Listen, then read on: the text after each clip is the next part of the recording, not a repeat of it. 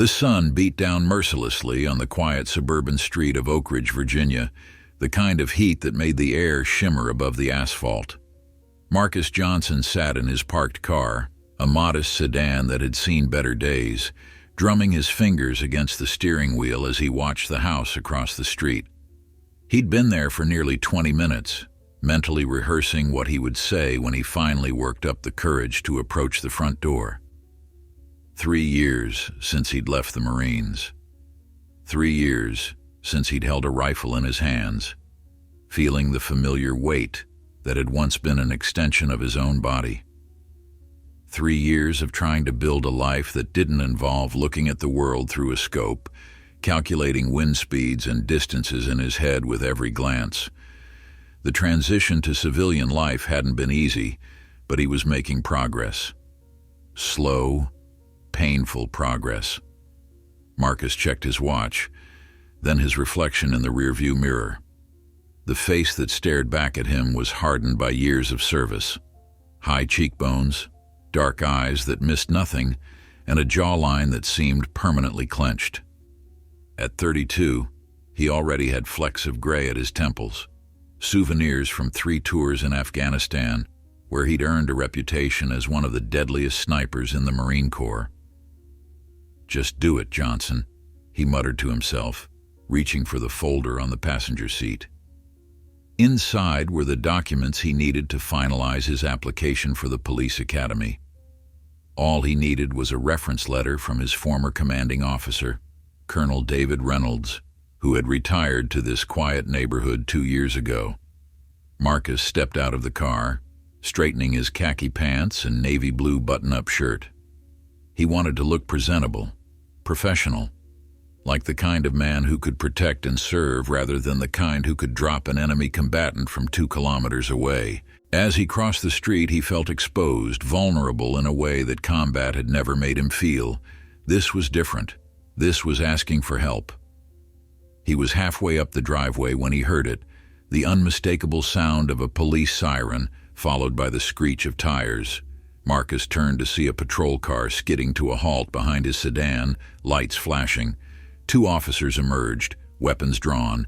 "Hands where we can see them," one of them shouted, a stocky officer with a buzz cut whose name tag read Daniels.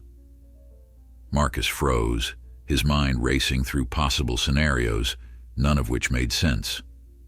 Slowly, he raised his hands, keeping them clearly visible, the folder still clutched in his right hand. "What seems to be the problem, officers?" he asked, his voice calm and measured, the same tone he'd used when instructing younger Marines on the range. "Turn around. Face away from me. Hands behind your head." Officer Daniels barked, ignoring the question. Marcus complied, moving deliberately. No sudden movements.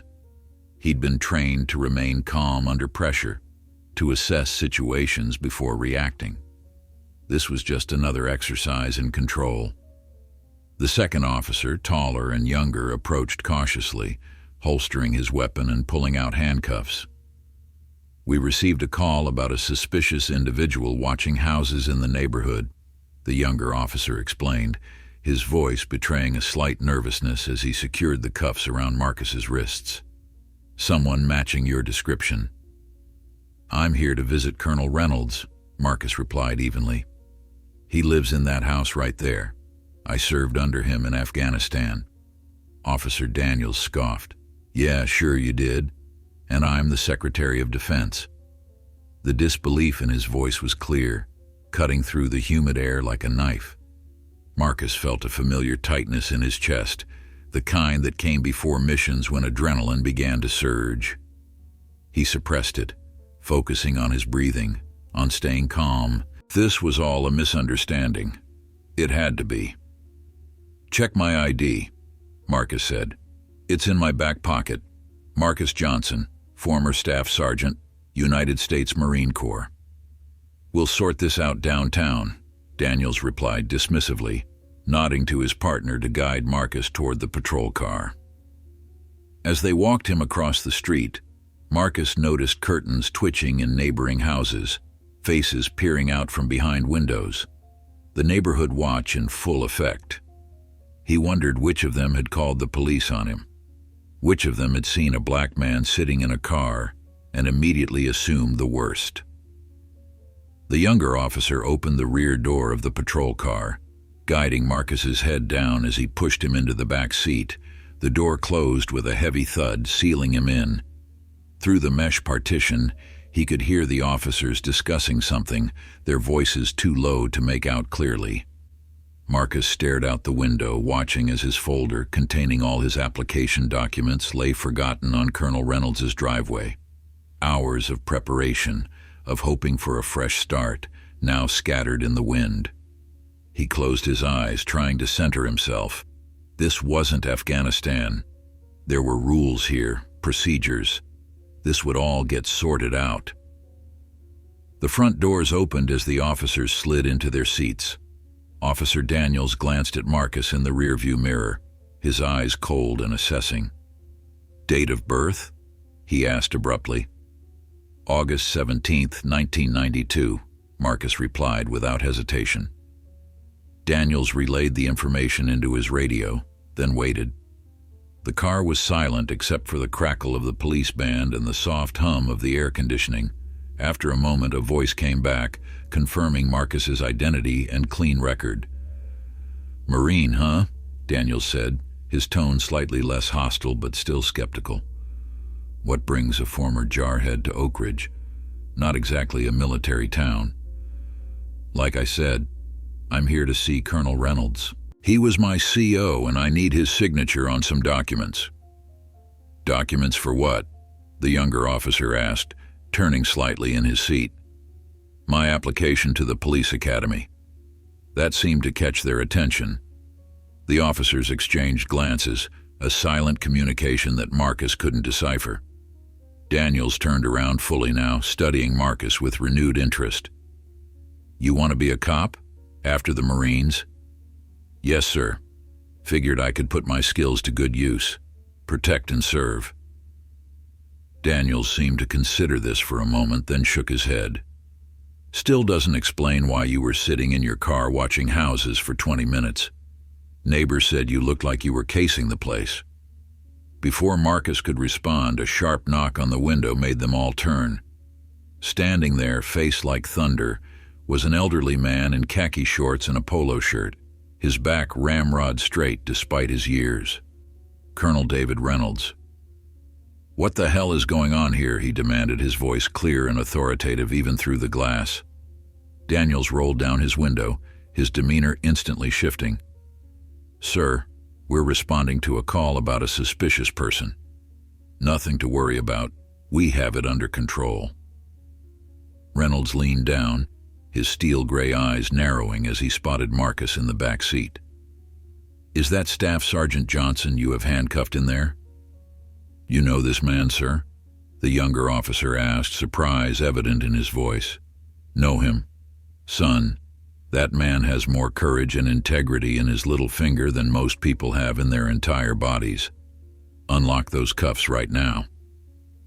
The authority in Reynolds' voice was impossible to ignore. Years of command had honed it to a weapon as effective as any rifle. Daniels hesitated, but only for a moment, before nodding to his partner to comply. As the younger officer opened the rear door and began removing the handcuffs, Reynolds continued, his voice lowering to a dangerous growl. "That man was one of the finest snipers the Marine Corps has ever produced. 87 confirmed kills protecting his fellow Marines, 2 Silver Stars and a Bronze Star with Valor.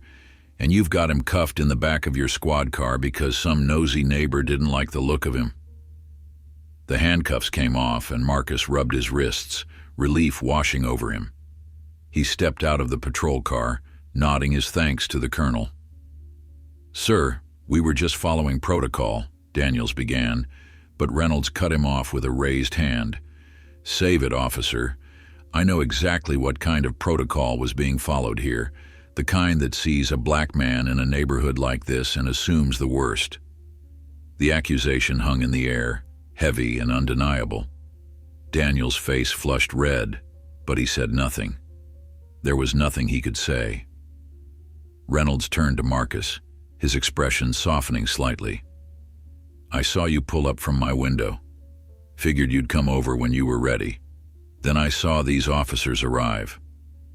He glanced back at the police. "Gather your papers, Johnson.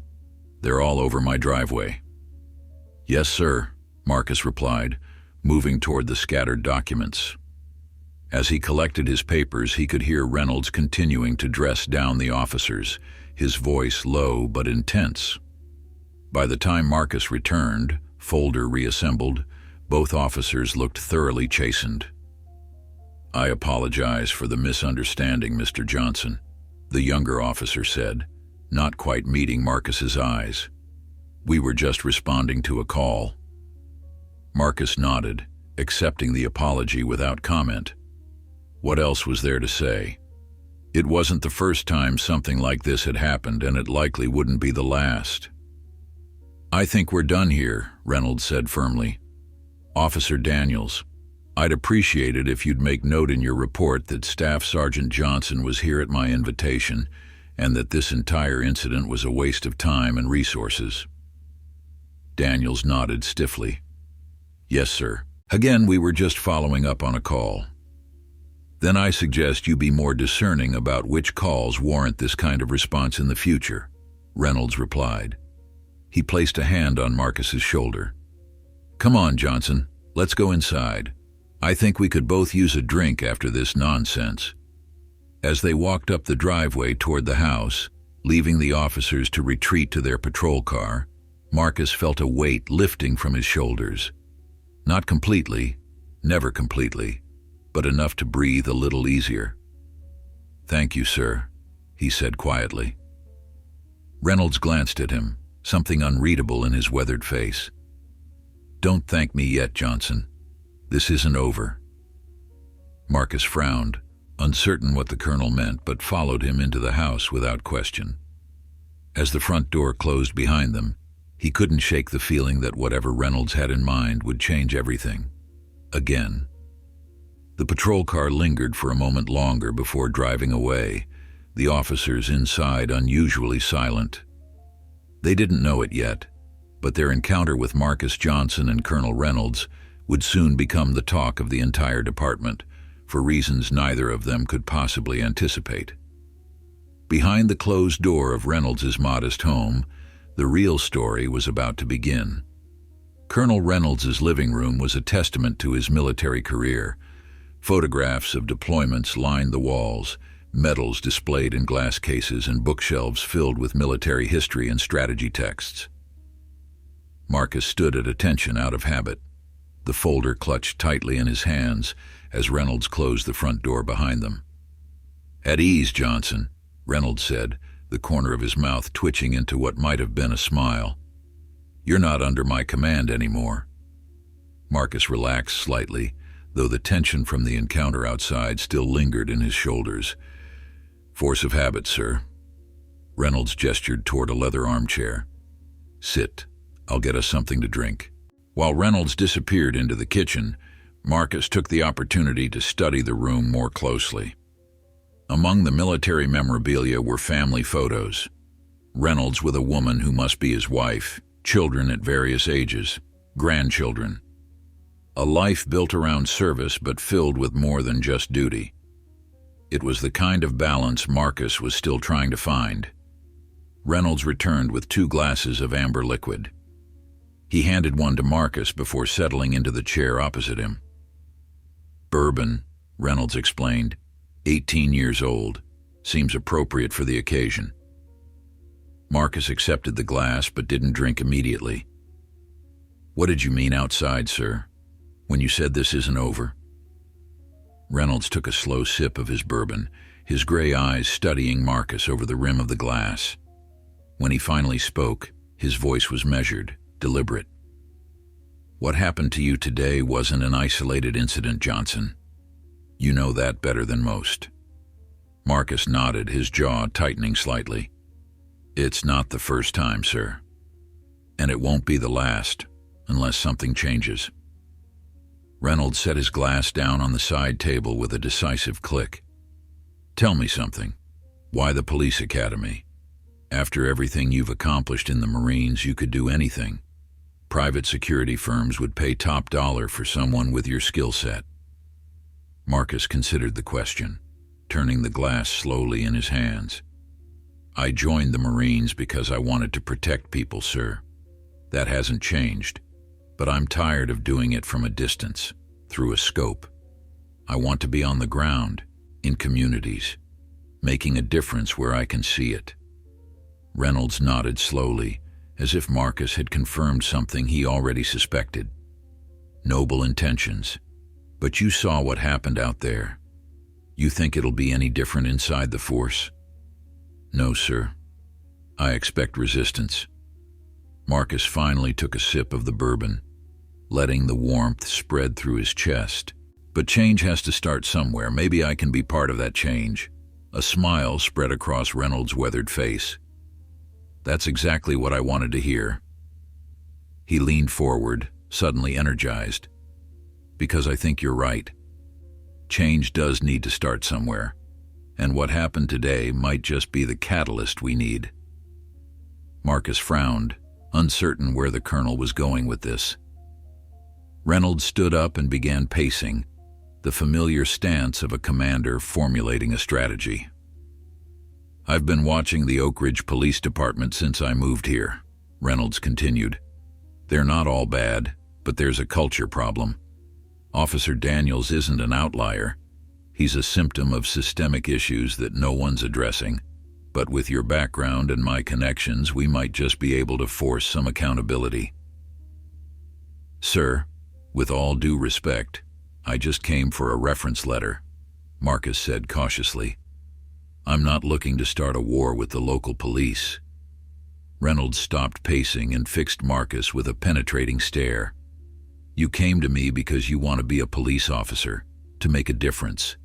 I'm offering you a chance to start making that difference right now, unless you'd rather wait until you have a badge to begin standing up for what's right. The challenge in Reynolds' tone was unmistakable. Marcus felt a familiar tightening in his chest, the kind that came before making a difficult shot, a moment of decision. What exactly did you have in mind, sir? Reynolds smiled, the expression of a man who had just confirmed his target was within range.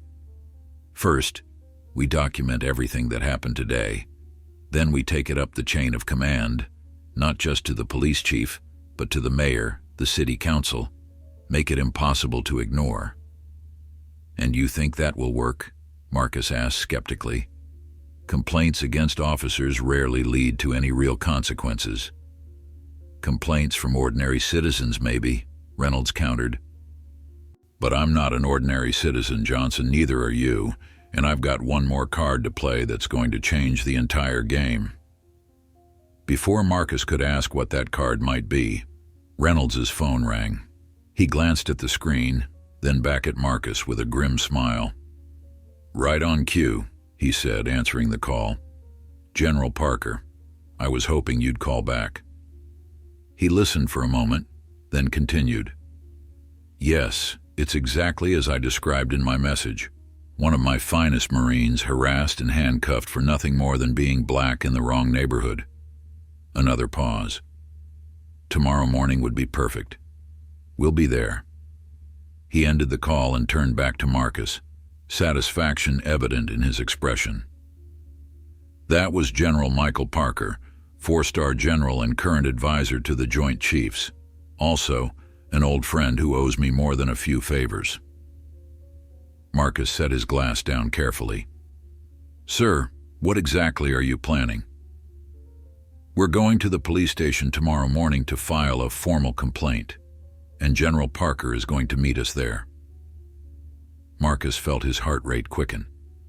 A 4-star general is getting involved in a routine police stop? There was nothing routine about what happened today, Johnson, Reynolds said sharply. And Parker doesn't see it that way either, especially not when the man being profiled is one of the most decorated snipers in recent Marine Corps history. Marcus stood up, pacing the room now himself. This was escalating faster than he had anticipated, and part of him wanted to back away, to find another path to his goal that didn't involve confrontation. But another part, The part that had made him an exceptional Marine knew that sometimes the direct approach was the only one that worked. "What about my application?" he asked finally. "If I make enemies of the local police before I even apply, what chance do I have of being accepted to the academy?" Reynolds smiled, but there was a hardness to it now. "That's precisely the point, son. If they reject you after this, it only proves our case, and trust me, by the time we're done, they'll either accept you with open arms or face consequences they're not prepared for." Marcus ran a hand over his close-cropped hair, weighing his options. "This could get messy, sir." "Change usually is," Reynolds replied. "The question is whether you're willing to be part of it." For a long moment, the room was silent, except for the ticking of an antique clock on the mantelpiece. Marcus thought about the officers' faces when they realized their mistake, about the neighbor who had called the police simply because a black man was sitting in a car. He thought about all the times he'd faced similar suspicion, despite his service, despite his sacrifices. Something had to change. "I'm in," he said finally, "but I want to be clear about our goals. This isn't about punishment or revenge. It's about accountability and reform." Reynolds nodded approvingly. "Spoken like a true leader, Johnson, and I agree completely. This isn't about taking down individual officers. It's about changing the system that produces them." Reynolds walked over to his desk in the corner of the room and pulled out a legal pad. "Let's get your statement down while it's fresh. Every detail, exactly as it happened. And then we'll prepare for tomorrow." As Marcus began recounting the events of the afternoon, Reynolds took meticulous notes, occasionally asking for clarification or additional details. The bourbon sat forgotten as they worked, the two Marines falling into the familiar rhythm of mission planning. By the time they finished, the sun was setting, casting long shadows across the room. Reynolds set down his pen and looked at Marcus with renewed respect.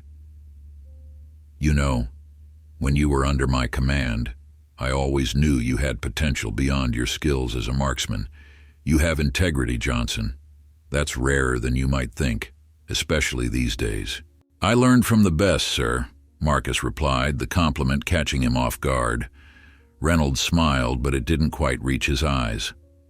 "Let's hope that's enough for what's coming." He checked his watch. "It's getting late. You should head home, get some rest. Tomorrow will be challenging." As Marcus gathered his papers and prepared to leave, Reynolds handed him an envelope. "Your recommendation letter. Regardless of what happens tomorrow, you've earned this." Marcus accepted the envelope with a nod of gratitude. "Thank you, sir, for everything." "Don't thank me yet," Reynolds warned again. "Tomorrow we're walking into the lion's den, and lions don't give up their territory without a fight." Marcus straightened his shoulders, the familiar weight of purpose settling over him. "Then it's a good thing we're not going in unarmed." Reynolds clapped him on the shoulder, pride evident in his weathered face. 800 hours, Johnson. We'll meet here and head to the station together." "Yes, sir. 800 hours." As Marcus drove home through the darkening streets of Oak Ridge, his mind raced with possibilities. This morning, all he had wanted was a recommendation letter for the police academy. Now he was preparing for a confrontation that could potentially change the entire department. It wasn't the mission he had expected, but perhaps it was the one he needed. He parked outside his apartment building and sat for a moment staring at the steering wheel. The same hands that had taken lives from distances most people couldn't comprehend were now poised to create change in a different way. No rifle, no scope, just truth and determination. Tomorrow would be a reckoning. For Officer Daniels, for the Oak Ridge Police Department, and for Marcus himself. Because Reynolds was right, this wasn't over. In many ways, it was just beginning. Marcus woke before his alarm, the habit of early rising ingrained after years in the Marines. The digital clock on his nightstand read 5:13 a.m. He lay still for a moment, listening to the quiet of his small apartment, mentally preparing for the day ahead. There would be no scopes or targets today, but he approached this mission with the same methodical focus he'd applied in combat. He rose, made his bed with military precision, tight corners, smooth surface, then dropped to the floor for his morning routine. 100 push-ups, 100 sit-ups, 50 pull-ups on the bar mounted in his bedroom doorway. Physical exertion cleared his mind, pushed away the lingering unease about what they were about to do. After a quick shower, Marcus dressed carefully in a charcoal gray suit that he usually reserved for veterans' events.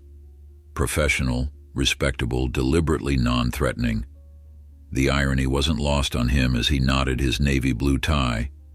How much thought he had to put into appearing non-threatening, despite having served his country with distinction.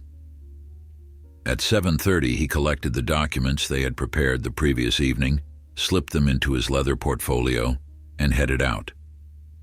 The morning air was crisp, promising another hot day once the sun rose higher. He drove to Colonel Reynolds' house with the windows down, using the fresh air to stay alert, to stay focused. Reynolds was waiting on his porch, dressed in a pressed white shirt and khaki pants, his silver hair combed neatly. He didn't smile when Marcus pulled up, just nodded in acknowledgement and walked to the car. This wasn't a social call, this was a mission. "Morning, Johnson," Reynolds said as he settled into the passenger seat. "Sleep well?" "Well enough, sir," Marcus replied, pulling away from the curb. "You?" "Hardly at all," Reynolds admitted. "Too busy thinking about all the ways this could go wrong." He glanced at Marcus. "Having second thoughts?" Marcus kept his eyes on the road. "No, sir, but I am thinking about what comes after. Win or lose, I still have to live in this town." Reynolds nodded slowly. "I understand that concern, but some things are worth the risk. What happened yesterday, it wasn't just about you. It's happening all over, every day. The difference is, we have the platform to do something about it." They drove in silence for a few minutes, each man lost in his own thoughts. The Oak Ridge Police Station came into view, a modern two-story building of glass and concrete that seemed at odds with the town's otherwise quaint architecture. "General Parker texted," Reynolds said, checking his phone. "He's 10 minutes out. Perfect timing." Marcus parked in the visitor's lot, and they sat for a moment surveying the station. "Ready?" Reynolds asked. Marcus took a deep breath. "Ready, sir." They walked into the station together, shoulders back, chins up, the bearing of men who had faced far worse than a police precinct. The front desk was manned by a young officer who looked up from his computer as they approached. "Can I help you, gentlemen?" he asked, eyes flicking between them with mild curiosity. "I'm Colonel David Reynolds, United States Marine Corps, retired," Reynolds said, his voice carrying the authority of command. "This is former Staff Sergeant Marcus Johnson. We're here to file a formal complaint regarding an incident that occurred yesterday involving your officers." The desk officer's expression shifted slightly, a barely perceptible tensing around the eyes. "I see. Let me get you the forms for that." "We've already prepared our statement," Marcus said, opening his portfolio and producing the documents they had meticulously prepared. "We'd also like to speak with the Chief of Police." The officer took the papers, glancing at them briefly. "Chief Wilson is very busy this morning. I'm not sure if—" "He'll make time," Reynolds interrupted, his tone making it clear this wasn't a request. "We also have General Michael Parker joining us shortly, 4 stars. I'm sure the chief wouldn't want to keep a general waiting." The mention of a 4-star general had an immediate effect. The officer's eyes widened slightly and he reached for his phone. "Let me see what I can do. If you could take a seat in the waiting area." Reynolds and Marcus moved to the row of plastic chairs against the wall but remained standing. Through the glass doors of the station they could see officers coming and going, some glancing curiously in their direction. Word travels fast, Marcus observed quietly. That's counting on, Reynolds replied. By now, Daniels has probably heard we're here. I want him sweating. 5 minutes passed in tense silence. Officers walked by, some nodding politely, others deliberately avoiding eye contact. Finally, the front doors swung open and a figure in full military dress uniform entered the station. General Michael Parker commanded attention without effort. Tall and broad-shouldered despite being in his early 60s, his chest adorned with rows of ribbons and medals that told the story of a lifetime of distinguished service. His presence seemed to fill the room, drawing all eyes toward him. Reynolds stepped forward, extending his hand. Michael, thank you for coming. David. Parker clasped Reynolds' hand firmly. Wouldn't miss it. He turned to Marcus, assessing him with sharp blue eyes. Staff Sergeant Johnson, I've heard a lot about you. Marcus stood at attention, unable to suppress the instinctive response to a superior officer. Sir, it's an honor to meet you. The honor is mine, Parker replied, his voice carrying clearly through the now silent station. Your record speaks for itself, one of the finest snipers the Corps has ever produced. Before Marcus could respond, a door opened, and a man in his 50s emerged, wearing a police chief's uniform with obvious haste, as if he'd just put it on. His face was flushed, eyes darting between the 3 men standing in his lobby. Gentlemen, he said, attempting to project calm authority despite his evident surprise, I'm Chief Robert Wilson. I understand you're here about an incident yesterday? Reynolds stepped forward. That's correct. I believe you've received our written statement. We'd like to discuss it with you privately, if possible. Wilson nodded, trying to regain his composure. Of course, my office is this way. He hesitated, then added, All 3 of you? All 3 of us, General Parker confirmed, his tone making it clear this wasn't negotiable. Wilson led them through the station, past curious officers who quickly pretended to be busy as they walked by. Marcus could feel eyes on his back, hear the whispers that followed them. They were creating a spectacle, exactly as Reynolds had intended. The chief's office was spacious but cluttered, with stacks of papers covering most surfaces and commendations lining the walls. Wilson gestured to the chairs in front of his desk, then closed the door behind them. Before we begin, Wilson said, settling into his chair, I want to assure you that the Oak Ridge Police Department takes all complaints seriously. We hold our officers to the highest standards of conduct. I'm glad to hear that, Reynolds replied, his voice cool, because what happened yesterday fell well short of any acceptable standard. Wilson picked up the statement from his desk, scanning it quickly. I've reviewed your account. While I understand your frustration, Officer Daniels was responding to a call from a concerned citizen about suspicious activity. Suspicious activity, Marcus repeated, keeping his voice level despite the anger simmering beneath. I was sitting in my car, in broad daylight, waiting to visit Colonel Reynolds. Wilson shifted uncomfortably. From the caller's perspective, General Parker interrupted, a black man in a car was reason enough to call the police. And from your officer's perspective, that was reason enough to approach with weapons drawn, handcuff Staff Sergeant Johnson, and put him in the back of a patrol car without probable cause. Wilson's face reddened. General, with all due respect, you weren't there. My officers have to make split-second decisions based on limited information. I was there, Reynolds countered. I watched your officers handcuff one of the most decorated Marines of his generation because of the color of his skin. There was no split-second decision required.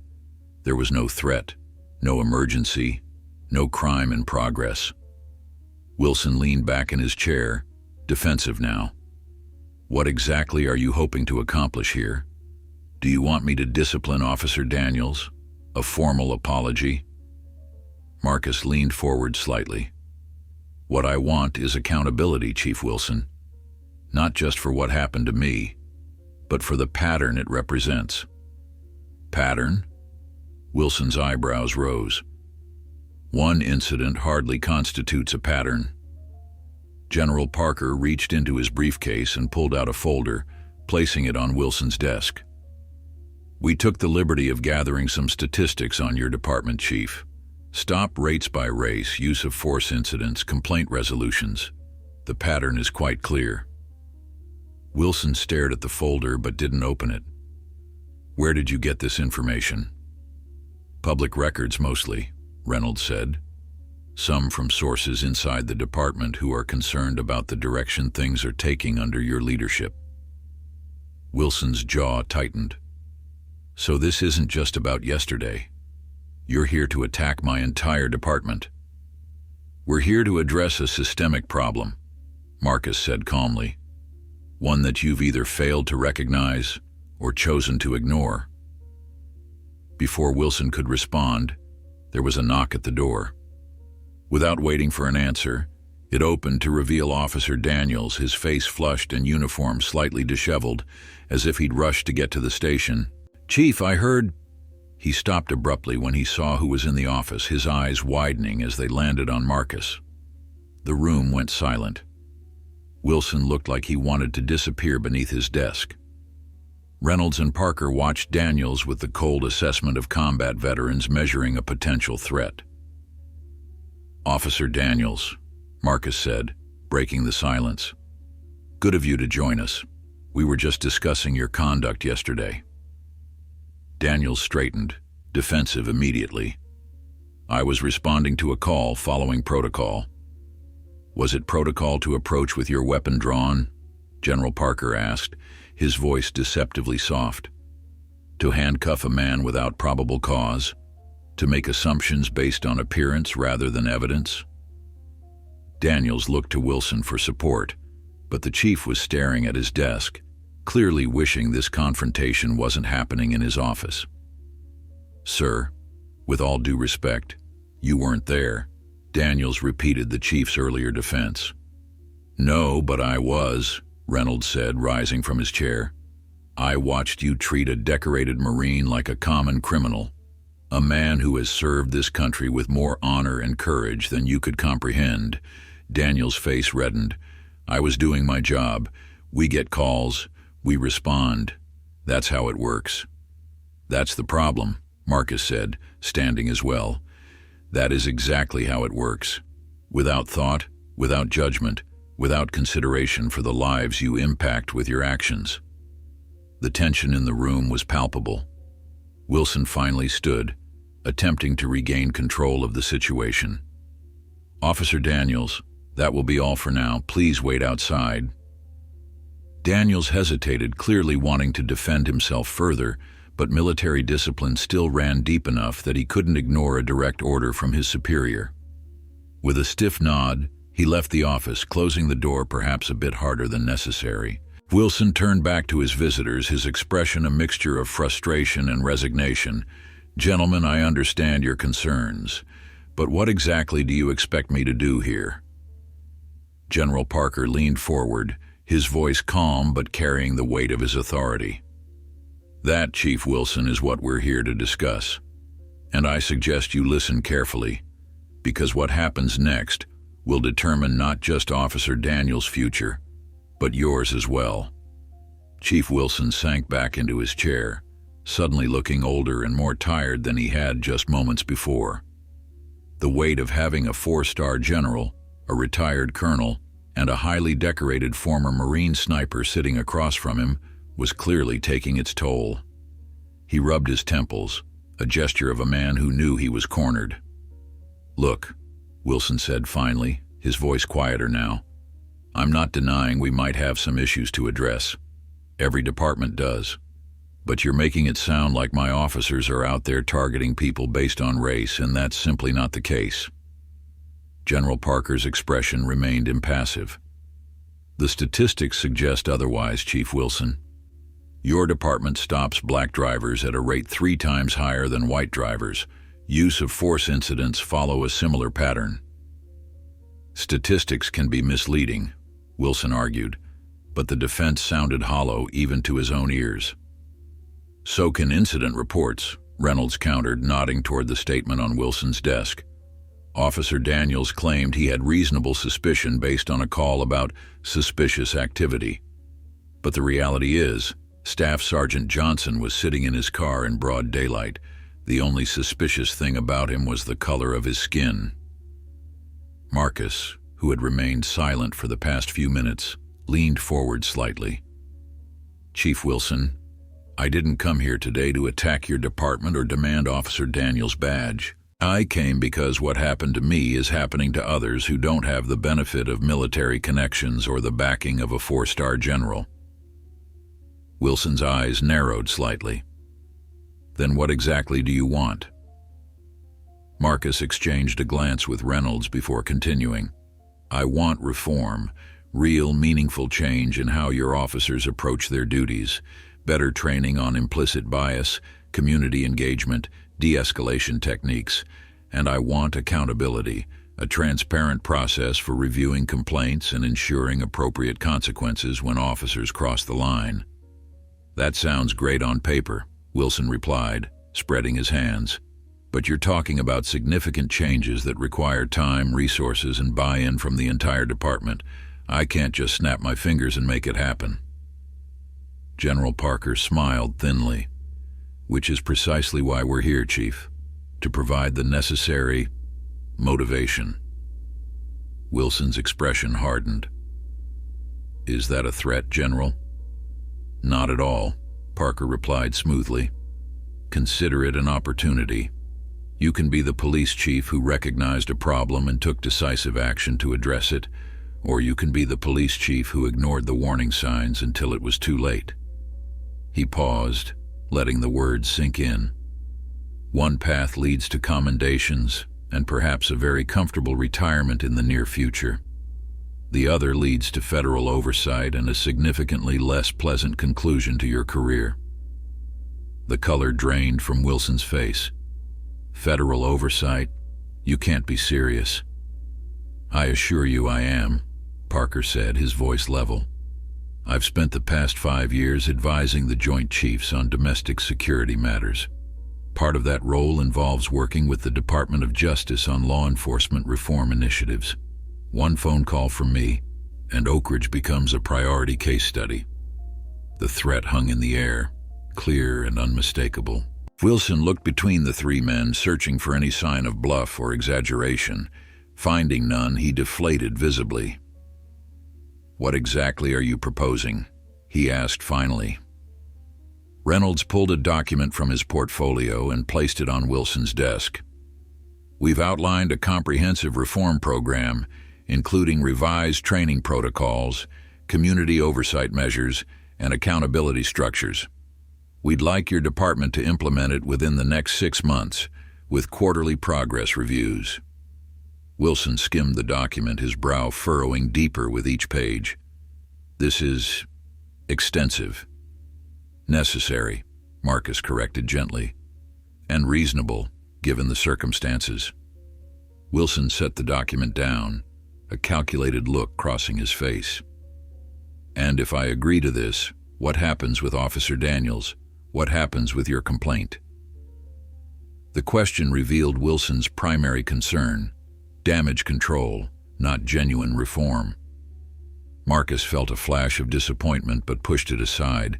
They needed Wilson's cooperation, at least for now. "Officer Daniels will be the first to undergo the enhanced training program," Marcus said. "He'll also be required to perform community service hours with organizations serving minority communities, and he'll issue a formal apology, not just to me but publicly, acknowledging the errors in his approach and the lessons learned." Wilson considered this, clearly relieved that they weren't demanding Daniels' termination. "And the complaint?" "It remains on record," Reynolds stated firmly.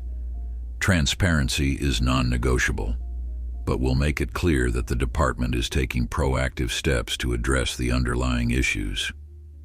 Wilson drummed his fingers on his desk, weighing his options. Finally, he nodded slowly. "I'll need to review this proposal in detail, Discuss it with the city manager and legal counsel. Of course, General Parker said. We wouldn't expect you to sign anything without due diligence. You have 48 hours.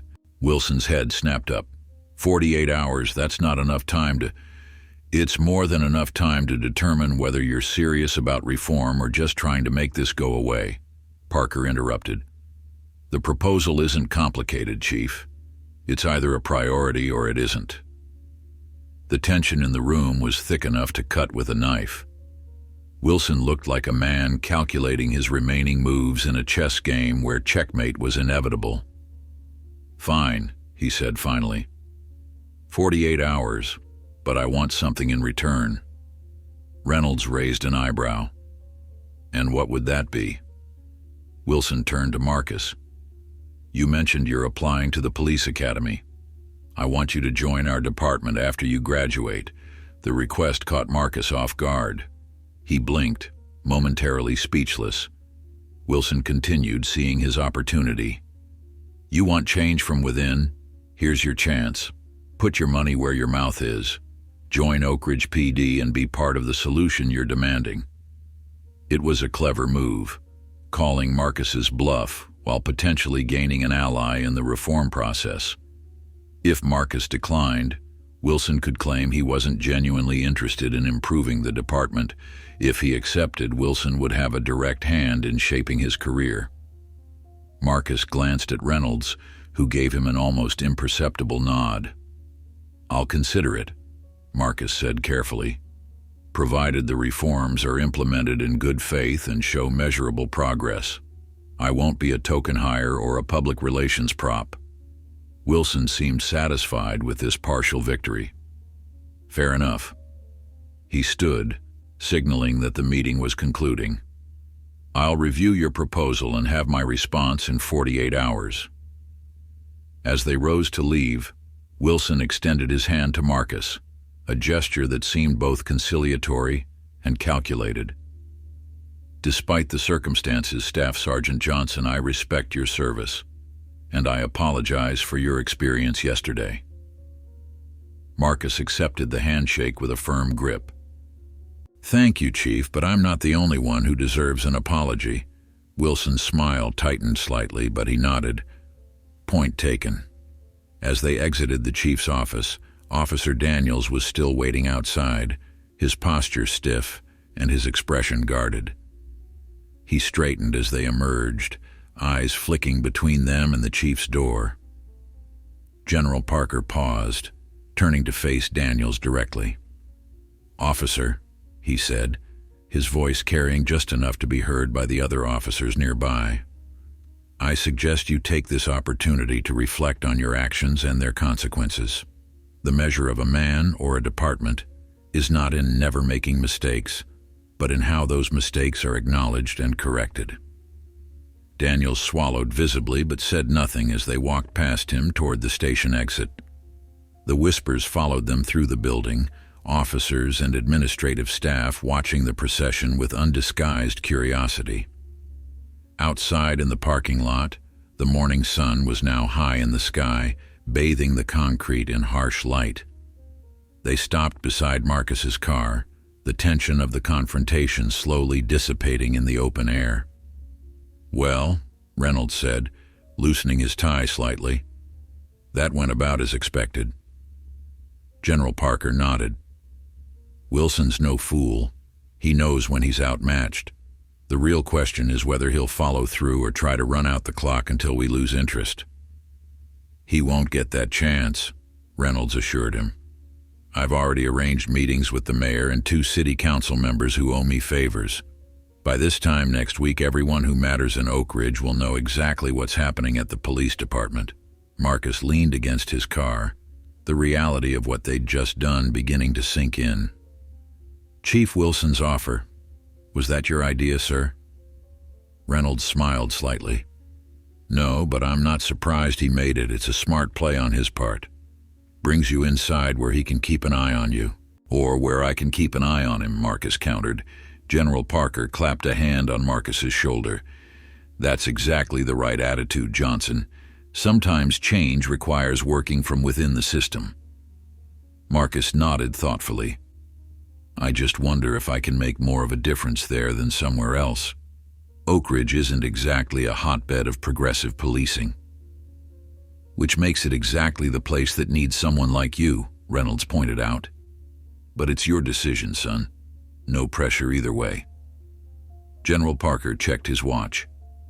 I need to get back to Washington. Keep me updated on Wilson's response. He extended his hand to Marcus. It was an honor to meet you, Staff Sergeant. Your reputation is well deserved. Thank you, sir, Marcus replied, shaking the general's hand. I appreciate you coming all this way. Some battles are worth fighting, Parker said simply. With a final nod to Reynolds, he walked to his waiting car, his driver jumping to attention as he approached. As Parker's car pulled away, Reynolds turned to Marcus. You did well in there, kept your cool, stayed focused on solutions rather than retribution. Not everyone would have had that discipline. Marcus shrugged. The Marine Corps teaches you to control your emotions, focus on the mission. The Corps teaches a lot of things, Reynolds agreed. But what you showed in there, that calm under pressure, that clarity of purpose, that's something you either have or you don't. And you have it in spades, Johnson. They stood in silence for a moment, watching as officers came and went from the station, some casting curious glances their way. What happens now? Marcus asked finally. Reynolds smiled, a determined glint in his eye. Now we apply pressure. Wilson needs to understand that this isn't going away, that we're not going away. I'll make those calls to the mayor and council members this afternoon. And what about me? Marcus asked. Should I be doing something? Reynolds considered this. Go about your business as usual. Apply to the academy as planned. But keep your eyes and ears open. Word of what happened today will spread through the community. People may reach out to you, share their own experiences with the department. Marcus nodded, understanding the unspoken implication. He was now a focal point, whether he wanted to be or not. One more thing, Reynolds added, his expression serious. Watch your back. Not everyone in that building is going to appreciate what we did today. Some officers might take it personally, see you as a threat to their way of doing things. I can handle myself, sir, Marcus assured him. I know you can, Reynolds replied. But this isn't Afghanistan. The enemy isn't always wearing a different uniform. He glanced back at the police station. Sometimes they're wearing the same one. The rest of the day passed in a strange haze for Marcus. After dropping Reynolds off at his home, he drove to a local coffee shop, needing time to process everything that had happened. The small, independent cafe was busy but not crowded, allowing him to find a quiet corner table where he could sit with his thoughts. As he nursed his black coffee, Marcus's phone buzzed with a text from Reynolds. Channel 7 just called asking for comment. Words getting out. Marcus stared at the message, a mix of emotions washing over him. This was exactly what Reynolds had intended, public pressure to force accountability. But the reality of becoming the center of a local controversy hadn't fully sunk in until now. He typed back a simple acknowledgement and put his phone face down on the table. Marcus Johnson? He looked up to see a woman approaching his table. She appeared to be in her early 40s, with warm brown skin and hair pulled back in a neat bun.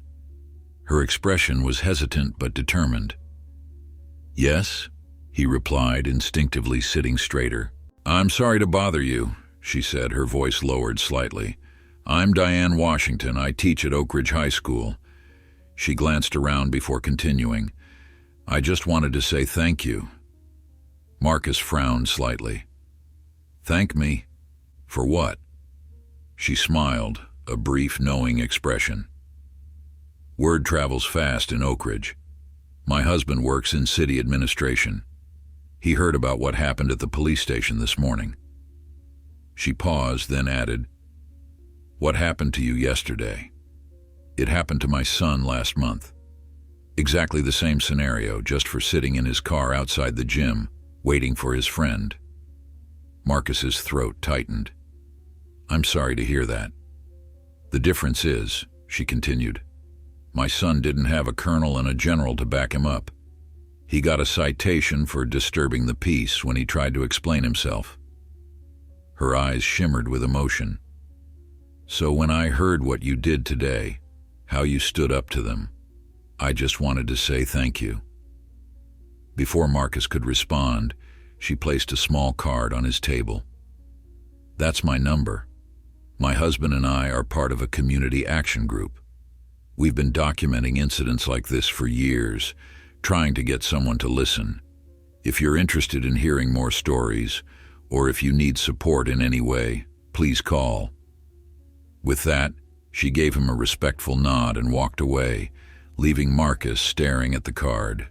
Diane Washington, Community Action for Police Accountability, a phone number and email address. He slipped the card into his wallet, his mind racing. Reynolds had been right. There were others, many others, with similar experiences. And now, somehow, he had become their voice, their hope for change. His phone buzzed again, this time with an unknown number. Hesitantly, he answered. Johnson speaking. Staff Sergeant Johnson. The voice was vaguely familiar. This is Robert Wilson.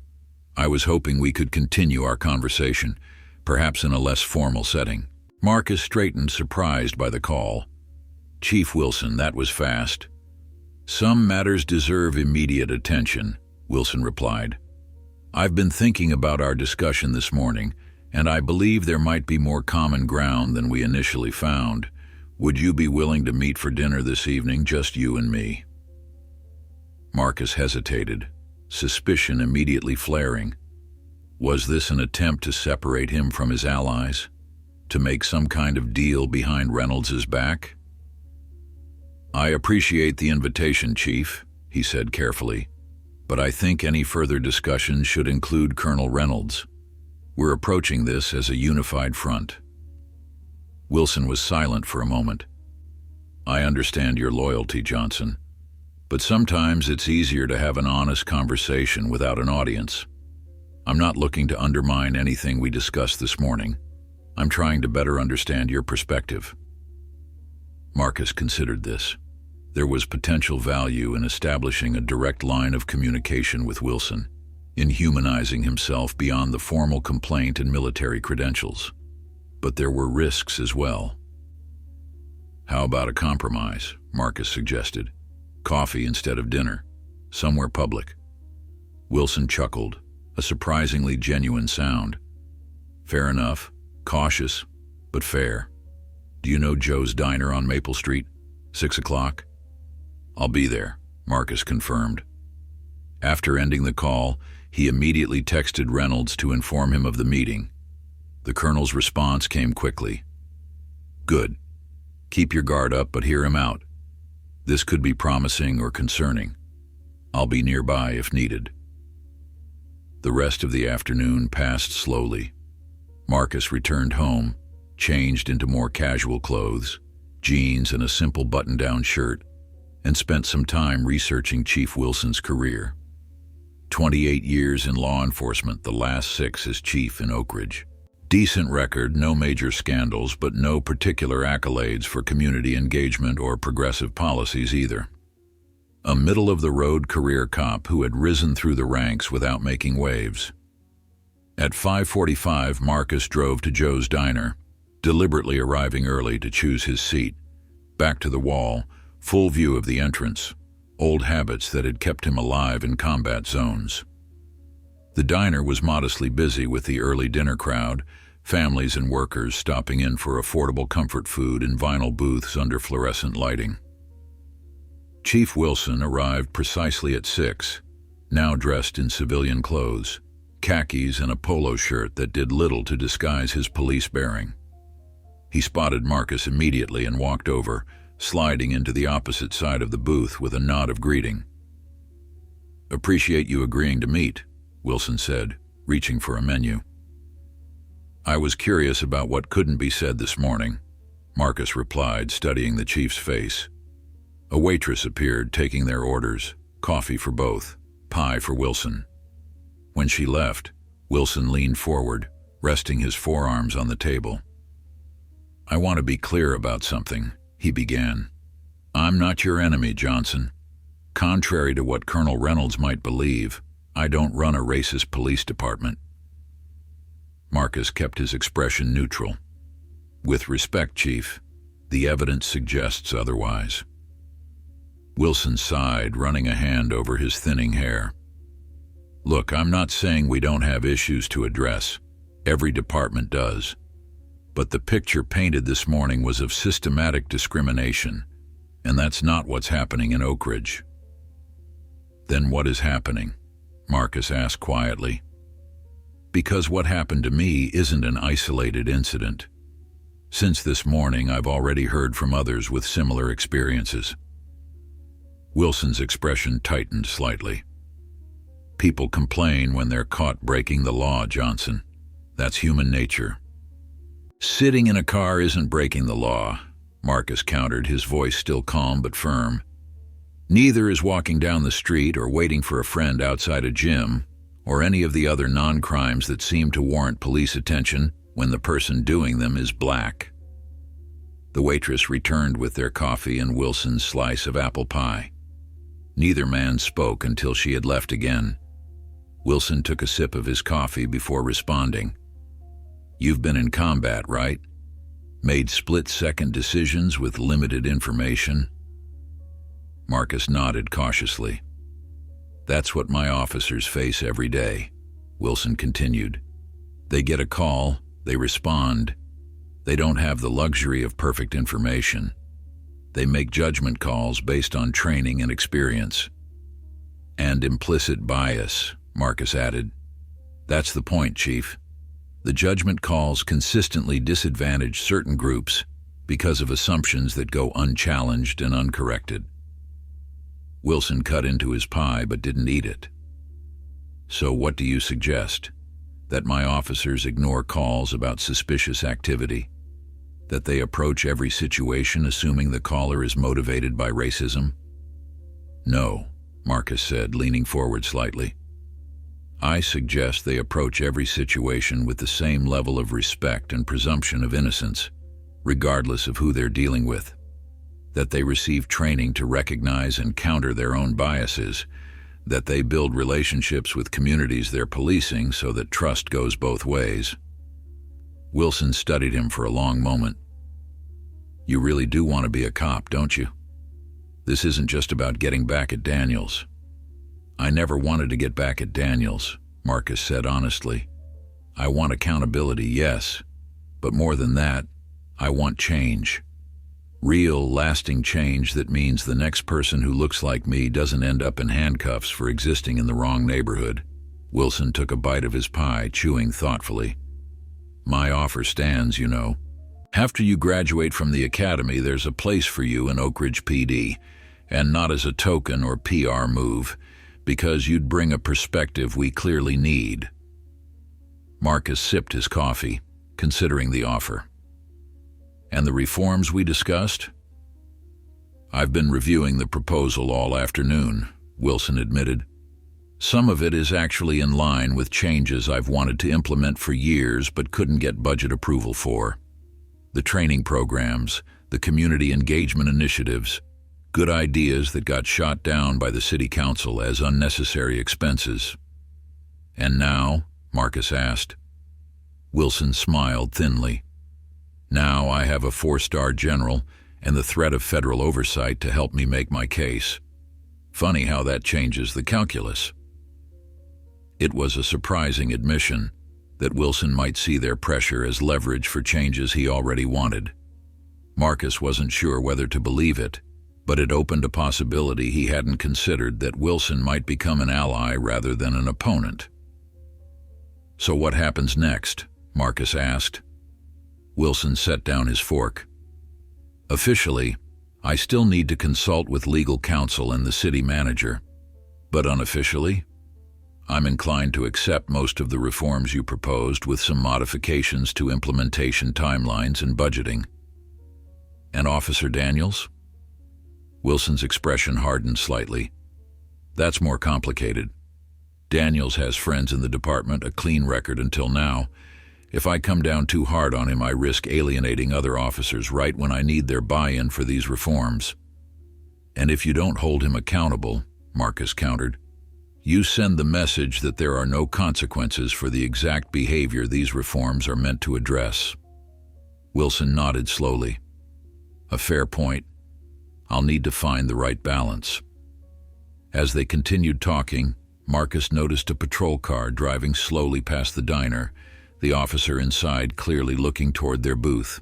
A moment later it circled back, parking across the street.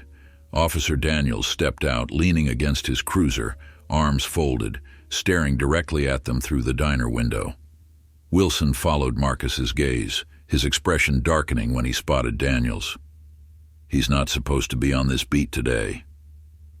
Sending a message, Marcus suggested, meeting Daniels' stare without flinching.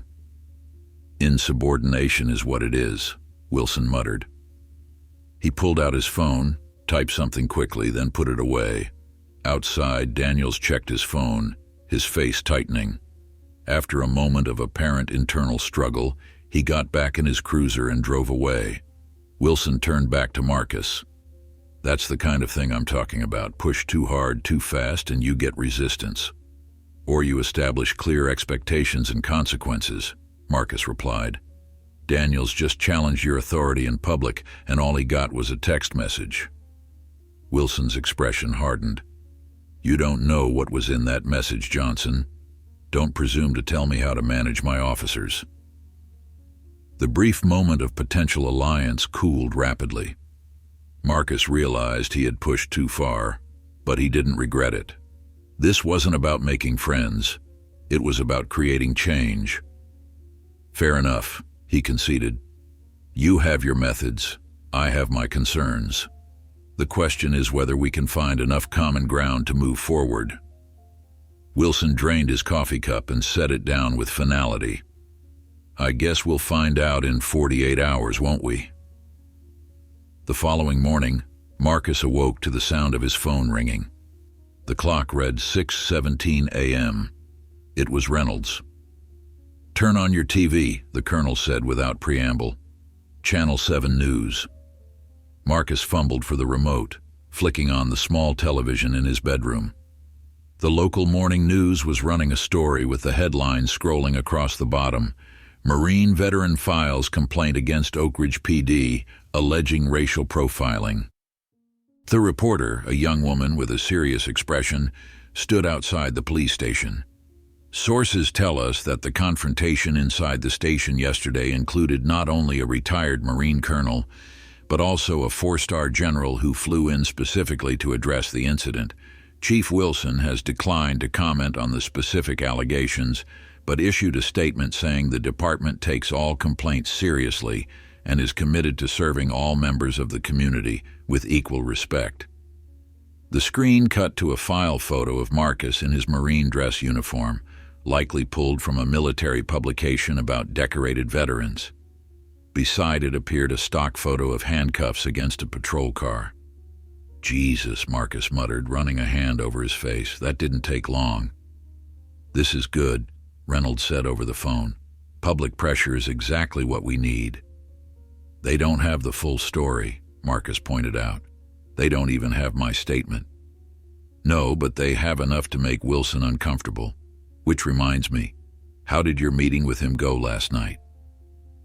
Marcus filled Reynolds in on the conversation, including Wilson's apparent openness to some reforms and Daniel's provocative appearance outside the diner. Interesting, Reynolds mused when Marcus finished. Wilson's playing both sides, telling you what you want to hear while allowing his officers to send you messages. Classic management tactic. Or maybe he's genuinely caught in the middle, Marcus suggested, wanting change but facing resistance from his department. Reynolds made a non-committal sound. Maybe. But don't let your guard down. Wilson's been chief for 6 years. If he wanted real change, he's had plenty of time to implement it. After ending the call, Marcus showered and dressed, then checked his email. There was a new message from the police academy, acknowledging receipt of his application and requesting an interview the following week. Progress, at least on that front. As he made breakfast, his phone rang again, an unknown number. Hesitantly, he answered. "Is this Marcus Johnson?" a female voice asked. "Speaking." "Mr. Johnson, this is Councilwoman Elena Rodriguez from the Oak Ridge City Council. I was hoping we could meet today to discuss your complaint against our police department." Marcus set down his coffee mug. "May I ask how you heard about this?" "Colonel Reynolds reached out yesterday," she explained. "He and I have worked together on veterans issues in the past. When he told me what happened to you, I was concerned, to say the least. The council has oversight responsibility for the police department, and I'd like to hear your perspective firsthand." Marcus agreed to meet her at her office at City Hall that afternoon. As he drove there several hours later, he noticed a patrol car following him at a distance, never quite close enough to be obvious, but maintaining a consistent presence in his rearview mirror. The message was clear: "We're watching you." City Hall was an imposing brick building in the center of town, its architecture a throwback to an earlier era of civic pride. Marcus passed through security and was directed to Councilwoman Rodriguez's office on the second floor. Rodriguez was a sharp-featured woman in her 50s, with steel-gray hair cut in a practical bob and reading glasses perched on the end of her nose. She rose to greet him, extending her hand with a firm grip. "Thank you for coming, Mr. Johnson," she said, gesturing to a chair across from her desk. "I've reviewed the written statement you submitted to the police department, but I'd appreciate hearing from you directly." Marcus recounted the events again, from sitting in his car outside Reynolds's house to being handcuffed and placed in the patrol car, to Reynolds's intervention and their subsequent visit to the police station. Rodriguez listened attentively, occasionally jotting notes. "And now Chief Wilson has offered you a position in the department after you complete the academy," she asked when he finished. "Contingent on the implementation of the reforms we proposed," Marcus clarified. Rodriguez removed her glasses, rubbing the bridge of her nose.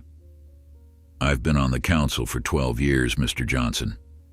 During that time, we've had numerous complaints about similar incidents. Chief Wilson always assures us they're being addressed through additional training or policy reviews, yet somehow they keep happening." "That suggests the current approach isn't working," Marcus observed. "Precisely." She leaned forward. "What makes your situation different is the attention it's receiving, the involvement of Colonel Reynolds and General Parker. That's not something Wilson can brush aside as easily as complaints from ordinary citizens. It shouldn't take military intervention for citizens to be heard," Marcus said quietly. Rodriguez smiled thinly. "No, it shouldn't. But we work with the system we have while trying to build the system we need." She picked up a folder from her desk. "I've reviewed your proposed reforms. They're thorough, practical, and frankly long overdue. The question is whether there's political will to implement them." "And is there?" Marcus asked directly. "On the council, it's divided. Some members are closely aligned with the police union and resistant to anything that looks like outside interference. Others, like myself, have been pushing for accountability measures for years." She paused, but the dynamic has shifted. Having a decorated Marine veteran as the face of this issue changes the political calculus. "I'm not interested in being a political tool," Marcus said firmly. "I understand that," Rodriguez assured him. "But your military service makes it harder for opponents to dismiss this as just another anti-police complaint. It creates an opening for real change, if we're strategic about it." Their conversation was interrupted by a knock at the door. Rodriguez's assistant poked her head in. "I'm sorry to interrupt, Councilwoman," but there's a situation developing outside that you should know about." They moved to the window overlooking the front steps of City Hall. Below, about 20 people had gathered, holding signs with messages like, "Support our police" and "Back the Blue."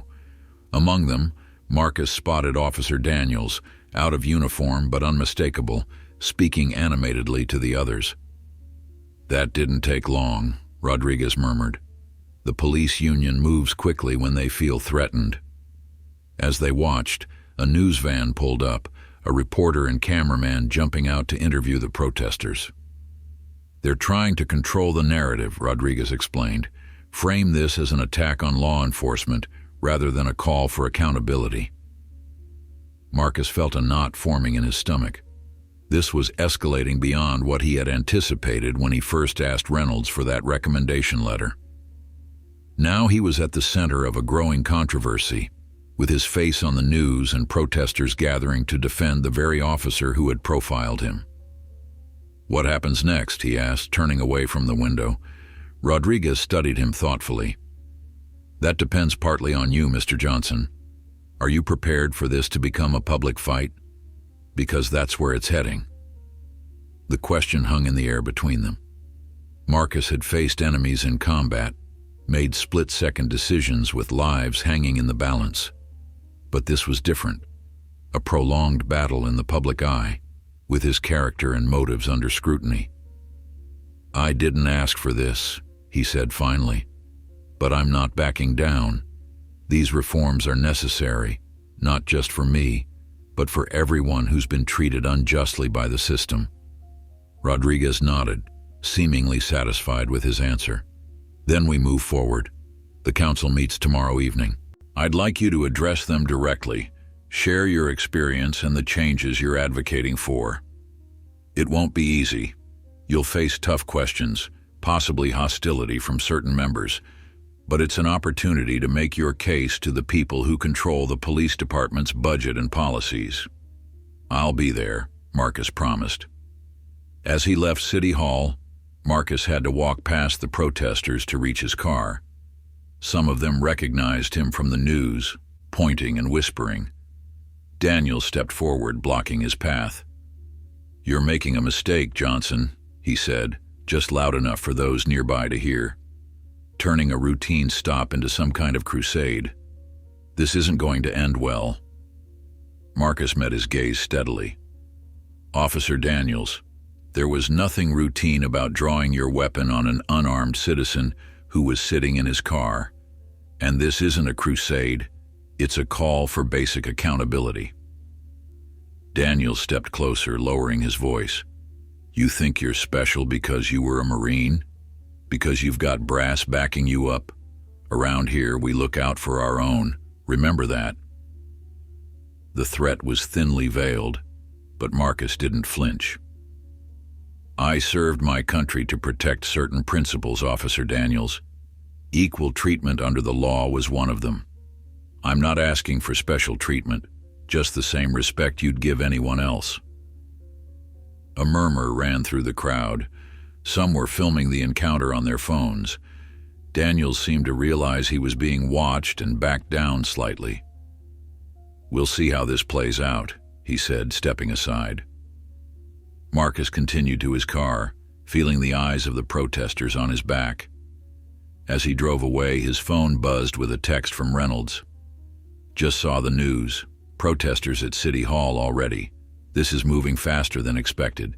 Be careful." Marcus didn't reply immediately. His mind was racing, calculating the rapidly escalating situation. What had started as a personal incident was transforming into something much larger, a potential flashpoint for long simmering tensions in the community. When he reached home, another surprise awaited him. Parked on the street outside his apartment building was a black SUV with government plates. Leaning against it was a woman in a crisp suit, her posture suggesting both patience and purpose. She straightened as he approached.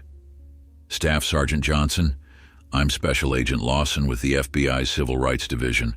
I was hoping we could talk about your experience with the Oak Ridge Police Department." Marcus stared at her, momentarily speechless. The FBI was now involved?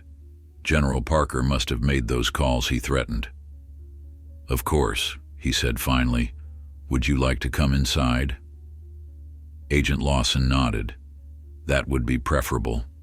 What we need to discuss is sensitive." As Marcus led her up to his apartment, he couldn't shake the feeling that he had set something in motion that was now beyond his control. The next 48 hours would determine not just the fate of his complaint or the proposed reforms, but potentially the future of policing in Oak Ridge and his own place within it. Marcus's apartment was modest but meticulously organized, a habit carried over from his military days. He gestured for Agent Lawson to take a seat at the small dining table while he prepared coffee. "I appreciate you taking the time to speak with me, Staff Sergeant," Lawson said, placing a thin folder on the table. She was in her 40s, with a no-nonsense demeanor that reminded Marcus of his drill instructors. "Just Marcus is fine," he replied, setting 2 mugs on the table. "I've been out of the Corps for 3 years now." Lawson nodded, accepting the coffee with a brief smile. "Marcus, then. I'll be direct. The FBI has been monitoring the Oak Ridge Police Department for some time. Your incident, while unfortunate, provides us with an opportunity to accelerate our investigation." Marcus's eyebrows rose. "You've been investigating them already? For what?" "Pattern or practice violations," Lawson explained. "We look for systematic misconduct that violates constitutional rights. In Oak Ridge's case, we've documented concerning patterns in traffic stops, use of force incidents, and complaint resolution processes that disproportionately impact minority residents." She opened the folder, revealing pages of statistics and incident reports. "Your experience fits a pattern we've been tracking for nearly 18 months. What makes your case significant is the documentation and witnesses involved. Most victims don't have a retired colonel and a 4-star general backing them up." Marcus frowned, processing this information. "So what happens now?" "That depends partly on Chief Wilson's response to your reform proposal," Lawson said. "If he implements meaningful changes, we may be able to work collaboratively with the department.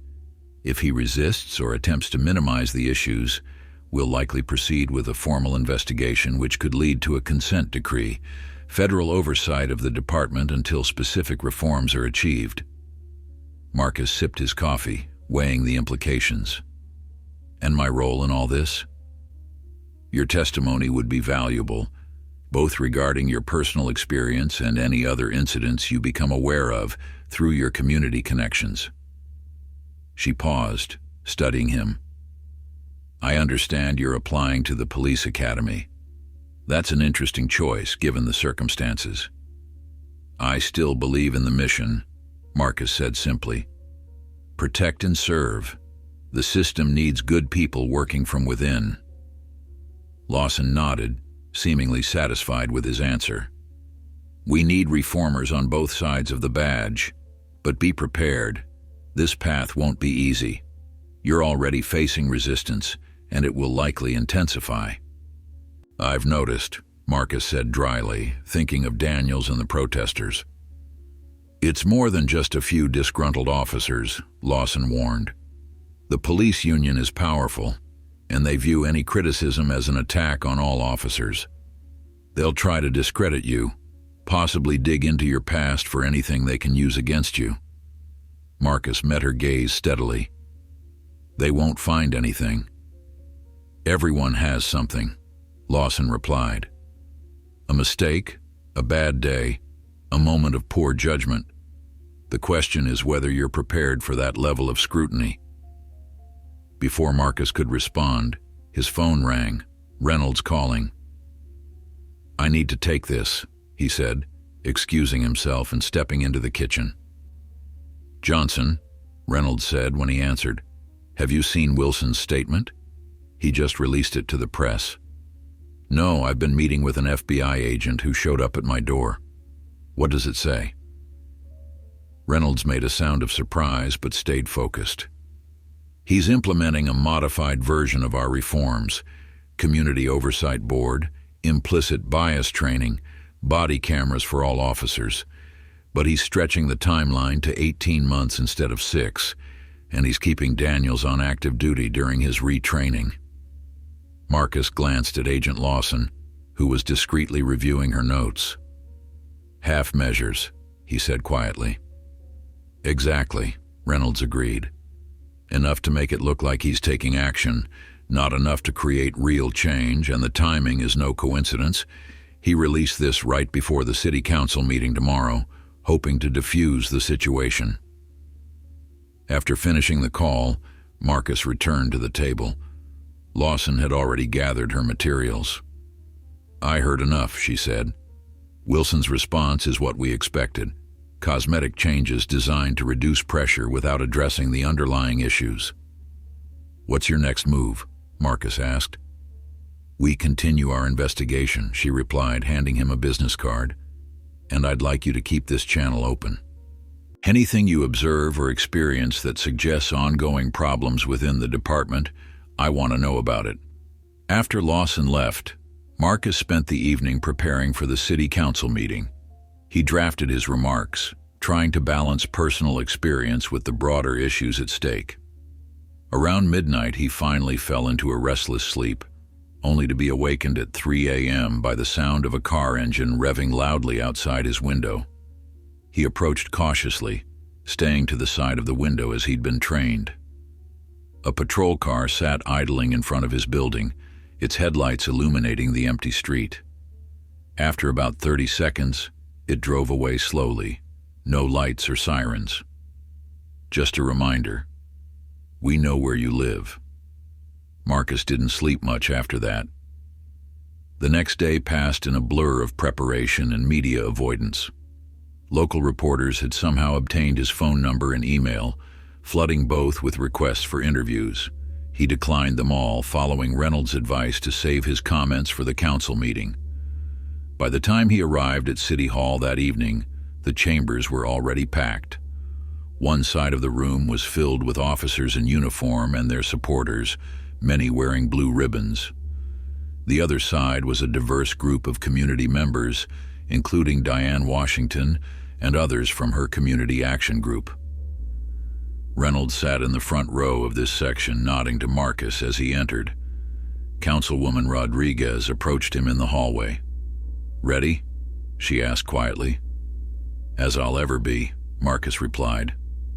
"The chief is here with his command staff," she warned, "and the union president. They'll try to control the narrative, present Wilson's reforms as a comprehensive solution that makes your testimony unnecessary." Marcus nodded, unsurprised. "I expected as much." The meeting began with routine business before Mayor Thomas Jenkins addressed the elephant in the room. "We've had significant public interest in recent allegations regarding our police department. Chief Wilson has already announced several policy changes in response, but in the interest of transparency, we've invited the individual who raised these concerns to address the council. Mr. Johnson, you have the floor." Marcus approached the podium, acutely aware of the divided room watching his every move. He placed his notes before him but didn't immediately refer to them. Instead, he looked up, making eye contact with various council members. "Good evening. My name is Marcus Johnson. I served 8 years in the United States Marine Corps, including 3 tours in Afghanistan as a scout sniper. I've been awarded the Silver Star and 2 Purple Hearts for actions in combat." He paused, letting this sink in. "I'm not sharing this to boast, but to establish that I understand duty, service, and sacrifice. I respect the difficult job that law enforcement officers do every day." He glanced at the police section, where expressions ranged from skeptical to openly hostile. Chief Wilson sat stone-faced, flanked by his command staff. "2 days ago, I was handcuffed and placed in the back of a patrol car for sitting in my own vehicle, waiting to visit a friend. No crime was committed. No suspicious behavior occurred. The only probable cause was that I, a black man, was in a predominantly white neighborhood." Murmurs ran through the chamber. Marcus continued, his voice steady. This isn't about one incident or one officer. It's about a pattern of behavior that undermines the trust between police and the communities they serve. It's about a system that allows these incidents to occur without meaningful consequences or change. He outlined the reforms they had proposed, explaining the reasoning behind each one and addressing the weaknesses in Wilson's modified version. As he spoke, he could see some council members nodding in agreement, while others shifted uncomfortably. Chief Wilson's announced changes are a start, but they fall short in critical ways, Marcus concluded. The extended timeline means another 18 months of the status quo. The lack of specific accountability measures means officers have little incentive to change their behavior, and keeping Officer Daniels on active duty sends a clear message that profiling won't result in significant consequences. When Marcus finished, Mayor Jenkins opened the floor for questions. The first came from Councilman Richard Foster, a former prosecutor known for his law and order stance. Mr. Johnson, while your experience is regrettable, don't you think you're asking for special treatment because of your military background? Our officers can't be expected to know everyone's service record when responding to calls. Marcus met his gaze steadily. I'm not asking for special treatment, Councilman. I'm asking for equal treatment. The officer approached me with his weapon drawn before knowing anything about me except what he could see through my car window. That's not procedure. That's prejudice. The questioning continued, some supportive, others challenging. Throughout, Marcus maintained his composure, even when Councilwoman Patricia Davis suggested he might have misinterpreted the officer's actions due to heightened sensitivity about these issues. With respect, Councilwoman, Marcus replied. Being handcuffed and placed in a patrol car leaves little room for misinterpretation. After nearly 40 minutes, Mayor Jenkins called on Chief Wilson to respond. The chief approached the podium with deliberate calm, adjusting his uniform before speaking. I appreciate Mr. Johnson sharing his concerns, Wilson began, his tone professional but distant. As I've already announced, we're implementing several significant reforms to address the issues he's raised. While I respect his service to our country, I disagree with his characterization of our department and Officer Daniels' actions. Wilson outlined his version of the incident, emphasizing the call from a concerned citizen and the officer's professional response to a potential threat. He defended the extended timeline for reforms as realistic and responsible, given budget constraints and training schedules. Public safety is our primary mission, Wilson concluded. We cannot and will not compromise that mission in the name of political correctness or external pressure. The room erupted in applause from the police supporters, while the community side sat in stony silence. Mayor Jenkins struggled to restore order before recognizing Councilwoman Rodriguez. Chief Wilson, she said, her voice cutting through the remaining murmurs, you mentioned budget constraints as a reason for the extended timeline. Yet your department received a 20% budget increase last year, specifically for training and community engagement programs. Where did that funding go? Wilson's expression tightened almost imperceptibly. Those funds were allocated to equipment upgrades and overtime costs related to increased patrol coverage. So you redirected training funds to other purposes, Rodriguez pressed, and now cite lack of funds as a reason to delay this training. Before Wilson could respond, the union president, Mike Simmons, stood up from the audience. This is becoming a witch hunt. Our officers put their lives on the line every day, and now they're being villainized over one misunderstanding. Chief Wilson has already gone above and beyond by implementing these reforms. What more do you people want?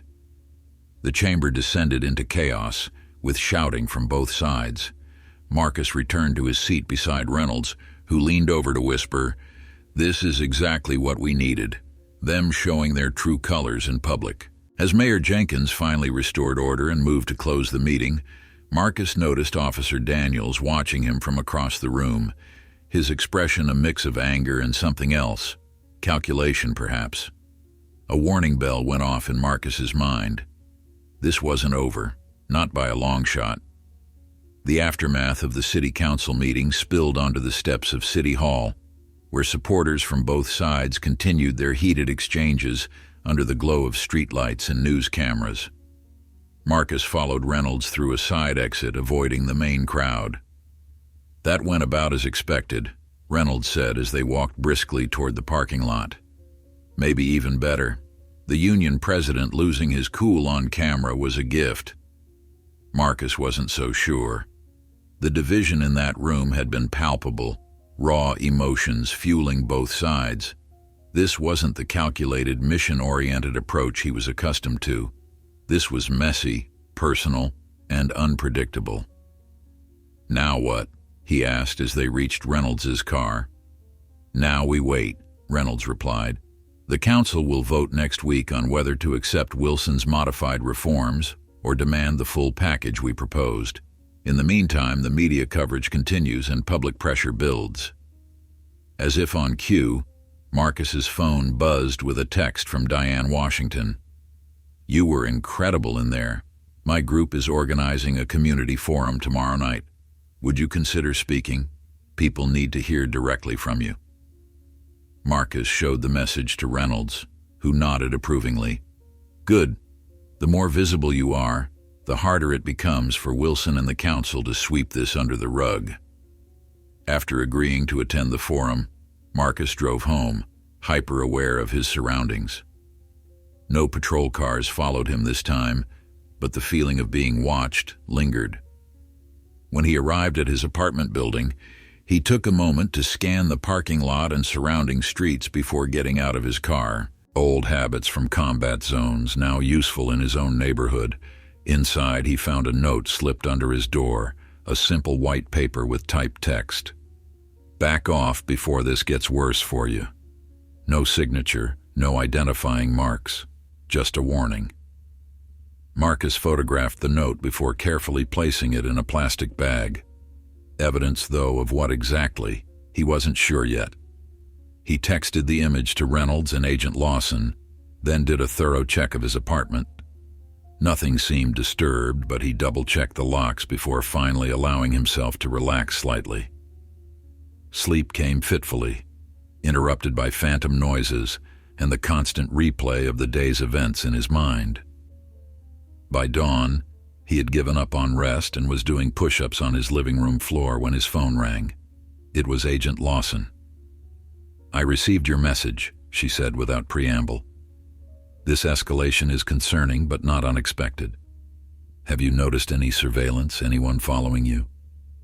"Nothing obvious," Marcus replied, "but there was a patrol car outside my building at 3 a.m. yesterday morning, just sitting there, engine running." "Intimidation tactics," Lawson said, her voice hardening. "Classic. I'd like to put a surveillance team on your apartment if you're comfortable with that, not just for evidence gathering but for your protection as well."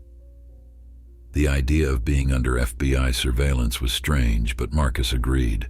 Better to have them watching than to wonder who else might be. Later that morning, Marcus met with Reynolds at a cafe several towns over, where they were less likely to be recognized.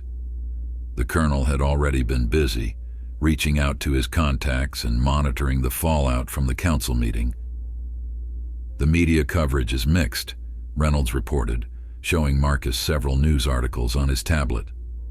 "Local outlets are framing it as a dispute between police and activists, while larger papers are picking up on the military angle, decorated Marine versus small-town police department." "And the note?" Marcus asked. Reynolds' expression darkened.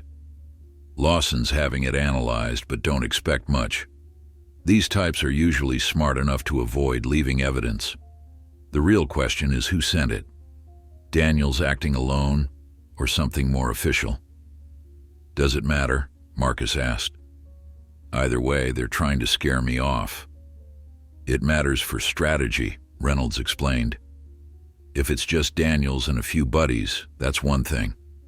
If it's coming from higher up the chain, With Wilson's knowledge or tacit approval, that's something else entirely. Their conversation was interrupted by a call from Councilwoman Rodriguez. Reynolds put it on speaker. "The mayor has called an emergency closed session for tomorrow morning," she reported. "Wilson's pushing for a vote on his reforms before public pressure builds for the more comprehensive package." "Can they do that?" Marcus asked. "Vote in a closed session?" "Not officially," Rodriguez explained, "but they can reach a consensus that gets rubber-stamped at the next public meeting. Classic end run around transparency requirements." Reynolds frowned. "We need to counter this. Get the community mobilized before tomorrow morning." "Already on it," Rodriguez assured him. "Diane Washington's forum tonight will be the perfect platform, and I've tipped off the press about the closed session. They'll be asking questions about why the council is meeting privately on such a public issue." After the call ended, Marcus and Reynolds finalized their approach for the community forum. This wasn't just about Marcus's experience anymore. It had evolved into a broader movement for police accountability, with Marcus as its reluctant figurehead. The forum was held at Oak Ridge Community Center, a modest building that served as a hub for local activities. By the time Marcus arrived with Reynolds, the main hall was already filled to capacity, with people standing against the walls and spilling into the hallway. Diane Washington met them at a side entrance, her expression a mixture of excitement and concern. "We've got over 300 people here," she said, leading them to a small room off the main hall. "More than we expected, and some uninvited guests as well." Through the doorway, Marcus could see a group of police officers in civilian clothes standing at the back of the hall. Daniels was among them, arms crossed, watching the proceedings with undisguised hostility. "They have a right to be here," Marcus said. "It's a public forum." "Yes, but their presence is having a chilling effect," Diane explained. "Some community members who plan to speak about their experiences with the police are now hesitating, afraid of retaliation." Marcus understood immediately. This was another form of intimidation, silent but effective. "Let me speak first," he suggested. "Set the tone. Make it clear that this is about constructive change, not attacking officers. Maybe that will create a safer space for others." Diane nodded gratefully. "That would be perfect." When Marcus stepped onto the small stage, the room fell silent. He took a moment to scan the audience, acknowledging the diversity of the crowd, young and old, various races and backgrounds, united by a common concern. His eyes briefly met Daniel's, a silent recognition of the opposition present. "Thank you all for coming tonight," Marcus began, his voice steady and clear. "My name is Marcus Johnson. 3 days ago, I was handcuffed and detained by Oak Ridge Police for sitting in my car. Since then, my personal experience has become part of a larger conversation about policing in this community." He paused, letting his gaze sweep across the room again. "I want to be clear about something. This is not an anti-police movement. This is a pro-justice movement. This is about ensuring that the men and women who wear the badge fulfill their oath to protect and serve all members of the community equally." A murmur of approval ran through most of the audience, though the officers at the back remained stone-faced.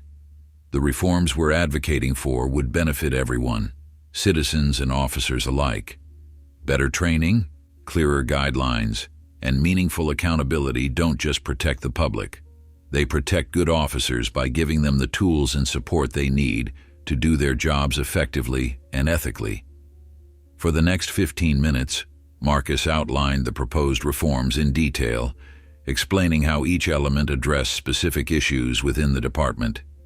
He spoke with the precision and authority of someone who had studied the problems thoroughly, not just experienced them personally. When he finished, the applause was immediate and enthusiastic. Diane took over, inviting community members to share their experiences. Initially, there was hesitation, eyes flicking toward the officers at the back. Then an elderly man stood, leaning on his cane for support. "My name is Harold Washington, Diane's father," he said, his voice wavering slightly with age but firm with conviction. "I've lived in Oak Ridge for 72 years. I've been stopped by police in this town more times than I can count, for nothing more than walking in certain neighborhoods or driving a nice car." His testimony opened the floodgates. One by one, residents came forward. A high school teacher pulled over 11 times in 1 year without ever receiving a ticket. A college student handcuffed on his own front porch because a neighbor reported a suspicious person. A mother whose teenage son was thrown to the ground during a traffic stop. The stories continued for over an hour, each one adding to the mounting evidence of a pattern that couldn't be dismissed as isolated incidents or misunderstandings. Marcus watched the officers at the back of the room, noting how their expressions shifted from dismissive to uncomfortable as the testimonies accumulated, all except Daniel's, whose face remained rigid with anger. As the forum concluded, Diane announced plans for a peaceful march to the next city council meeting, where they would demand a vote on the full reform package.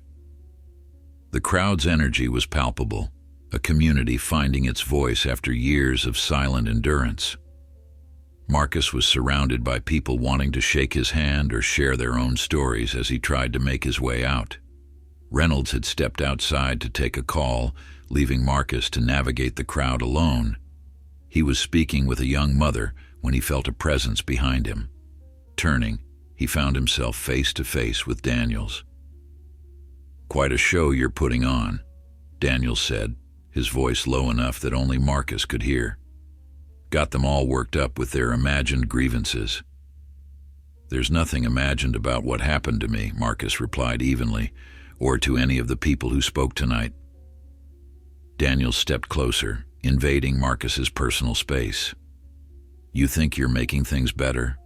All you're doing is making it harder for us to do our jobs, and when crime goes up because officers are too afraid to do proper policing, that's on you." Marcus refused to be intimidated. Proper policing doesn't involve profiling citizens based on their race. It doesn't involve approaching unarmed people with weapons drawn. It doesn't involve intimidation tactics like anonymous notes or patrol cars watching houses at 3 a.m. Something flickered in Daniel's eyes, surprise, perhaps, that Marcus had mentioned the note. It confirmed what Marcus had suspected. Daniels was directly involved. "You're playing a dangerous game, Johnson," Daniels said, his voice dropping even lower. "Not everyone has your back like that, Colonel. Some of us are on our own when things get rough." Before Marcus could respond, Reynolds appeared at his side, placing a hand firmly on his shoulder. "Everything all right here?" he asked, though his tone made it clear it wasn't really a question. Daniels straightened, taking a step back. "Just having a conversation with our local celebrity," he said, sarcasm dripping from every word. "See you around, Johnson." As Daniels walked away, Reynolds guided Marcus toward the exit. "What was that about?" "A threat, though not a very subtle one," Marcus replied. "And confirmation that he's behind the note left at my apartment." Reynolds frowned. "He's becoming a liability for Wilson. A smart chief would rein him in before he causes more damage." "Unless Wilson wants him to be the bad cop," Marcus suggested, "keep Daniels as the face of resistance while Wilson plays the reasonable middle ground." Outside, the night air was cool and refreshing after the crowded hall. As they walked to their cars, Reynolds shared the news from his call earlier. "General Parker has been making waves in Washington. The Department of Justice is officially opening a preliminary investigation into the Oak Ridge Police Department based on the statistical evidence and your case as a triggering incident." Marcus stopped walking. "That's significant." "It's a game changer," Reynolds confirmed. "Wilson can no longer treat this as a local issue that will blow over. Federal scrutiny changes everything." As Marcus drove home, he reflected on how rapidly events had unfolded. In less than a week, his life had been completely transformed, from a Marine veteran quietly applying to the police academy to the central figure in a brewing civil rights battle. The weight of responsibility was immense, but so was the potential for meaningful change. His phone buzzed with a text from an unknown number. Expecting another threat, he was surprised to read, "Not all of us are like Daniels. Some of us want change too. There are good cops here who support what you're doing. Stay strong." No signature, but the message was clear. He had allies within the department itself. Perhaps change was possible after all. The morning of the emergency closed session dawned with unexpected intensity. Marcus awoke to his phone ringing incessantly, notifications flooding his screen. Overnight, the story had gone national. A major news network had picked up the footage from the community forum, juxtaposing Marcus's military record with the testimonies of Oak Ridge residents. The headline was unambiguous. Decorated Marine sniper leads battle for police reform after racial profiling incident. "This changes the dynamic," Reynolds said when Marcus called him. "Wilson and the council can't treat this as a local issue anymore. There are satellite trucks setting up outside City Hall already." Marcus flipped through the channels, seeing his own face on the screen, photographs from his military service alongside footage from the community forum. The story was being framed as a national conversation about policing, with Oak Ridge as the latest battleground. "I never wanted this kind of spotlight," Marcus admitted, watching as a panel of experts discussed his case without knowing any of the nuances. "I know," Reynolds replied, "but sometimes the mission chooses you, not the other way around." Marcus's phone buzzed with another call, the police academy. He excused himself from Reynolds and switched over. "Mr. Johnson," the voice on the other end was clipped and professional. "This is Captain Laura Henderson from the Academy Admissions Board. I'm calling regarding your application." Marcus braced himself, expecting the worst. "Yes, Captain." "We've been following the situation in Oak Ridge with interest," she continued.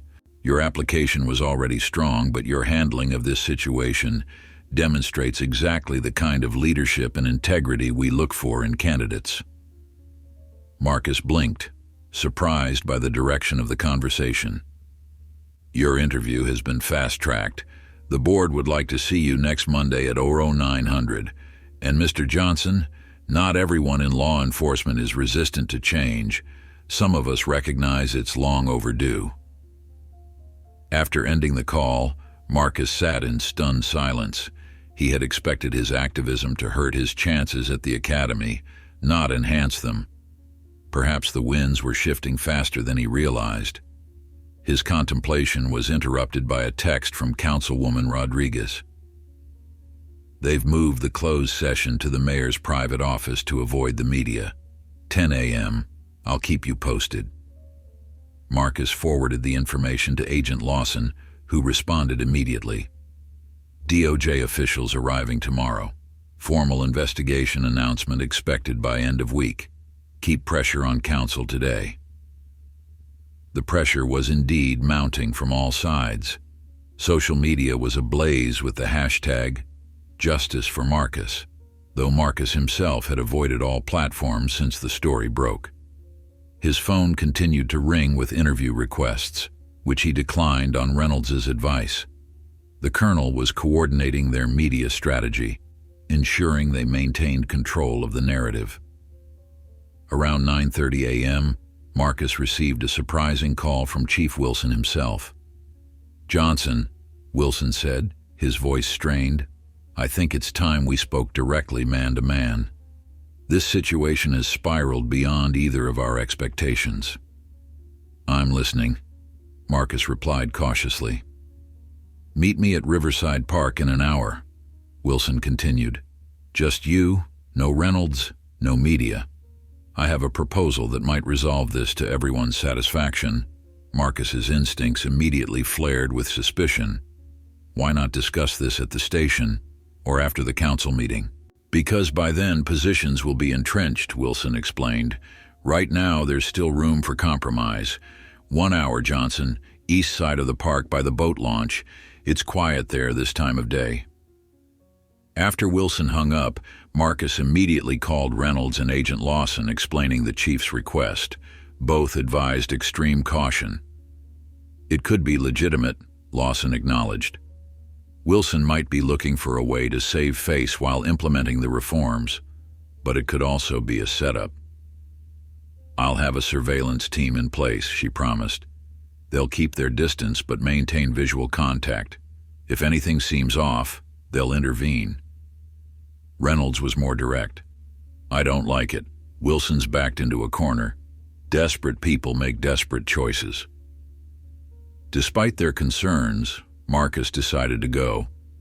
If there was even a chance of resolving this without further escalation, he had to try. But he wasn't naive. He took precautions, texting his location to multiple people and activating the location sharing on his phone. Riverside Park was indeed quiet when Marcus arrived. The boat launch area was deserted except for a solitary figure standing at the edge of the water, Chief Wilson in civilian clothes rather than his uniform. He turned as Marcus approached, his expression unreadable. "Thanks for coming," Wilson said, extending his hand. Marcus shook it briefly, maintaining a cautious distance. "You mentioned a proposal?" Wilson gestured to a nearby bench. Once they were seated, he sighed heavily, removing his sunglasses to reveal tired eyes. "This isn't how I envisioned spending my last years before retirement," he admitted. "National media, Department of Justice investigations, community protests." "It wasn't my plan either," Marcus replied evenly. Wilson nodded, acknowledging the point. "I've been chief here for 6 years. Before that, I was a beat cop, a detective, a sergeant. 30 years total. I've seen changes come and go, reforms implemented and abandoned. The one constant, resistance from within the ranks." He turned to face Marcus directly. "Your reforms aren't bad ideas, Johnson. In fact, most of them are things I've advocated for myself over the years. But you have to understand the reality. Police culture doesn't change overnight, and forcing change too quickly creates backlash that ultimately undermines the goals." "So your solution is to water down the reforms and extend the timeline?" Marcus asked. "That's not compromise, Chief, that's delay tactics." Wilson shook his head. "No, my proposal is different. I'm prepared to implement the full reform package as originally proposed, with one condition." He paused, letting the statement hang in the air.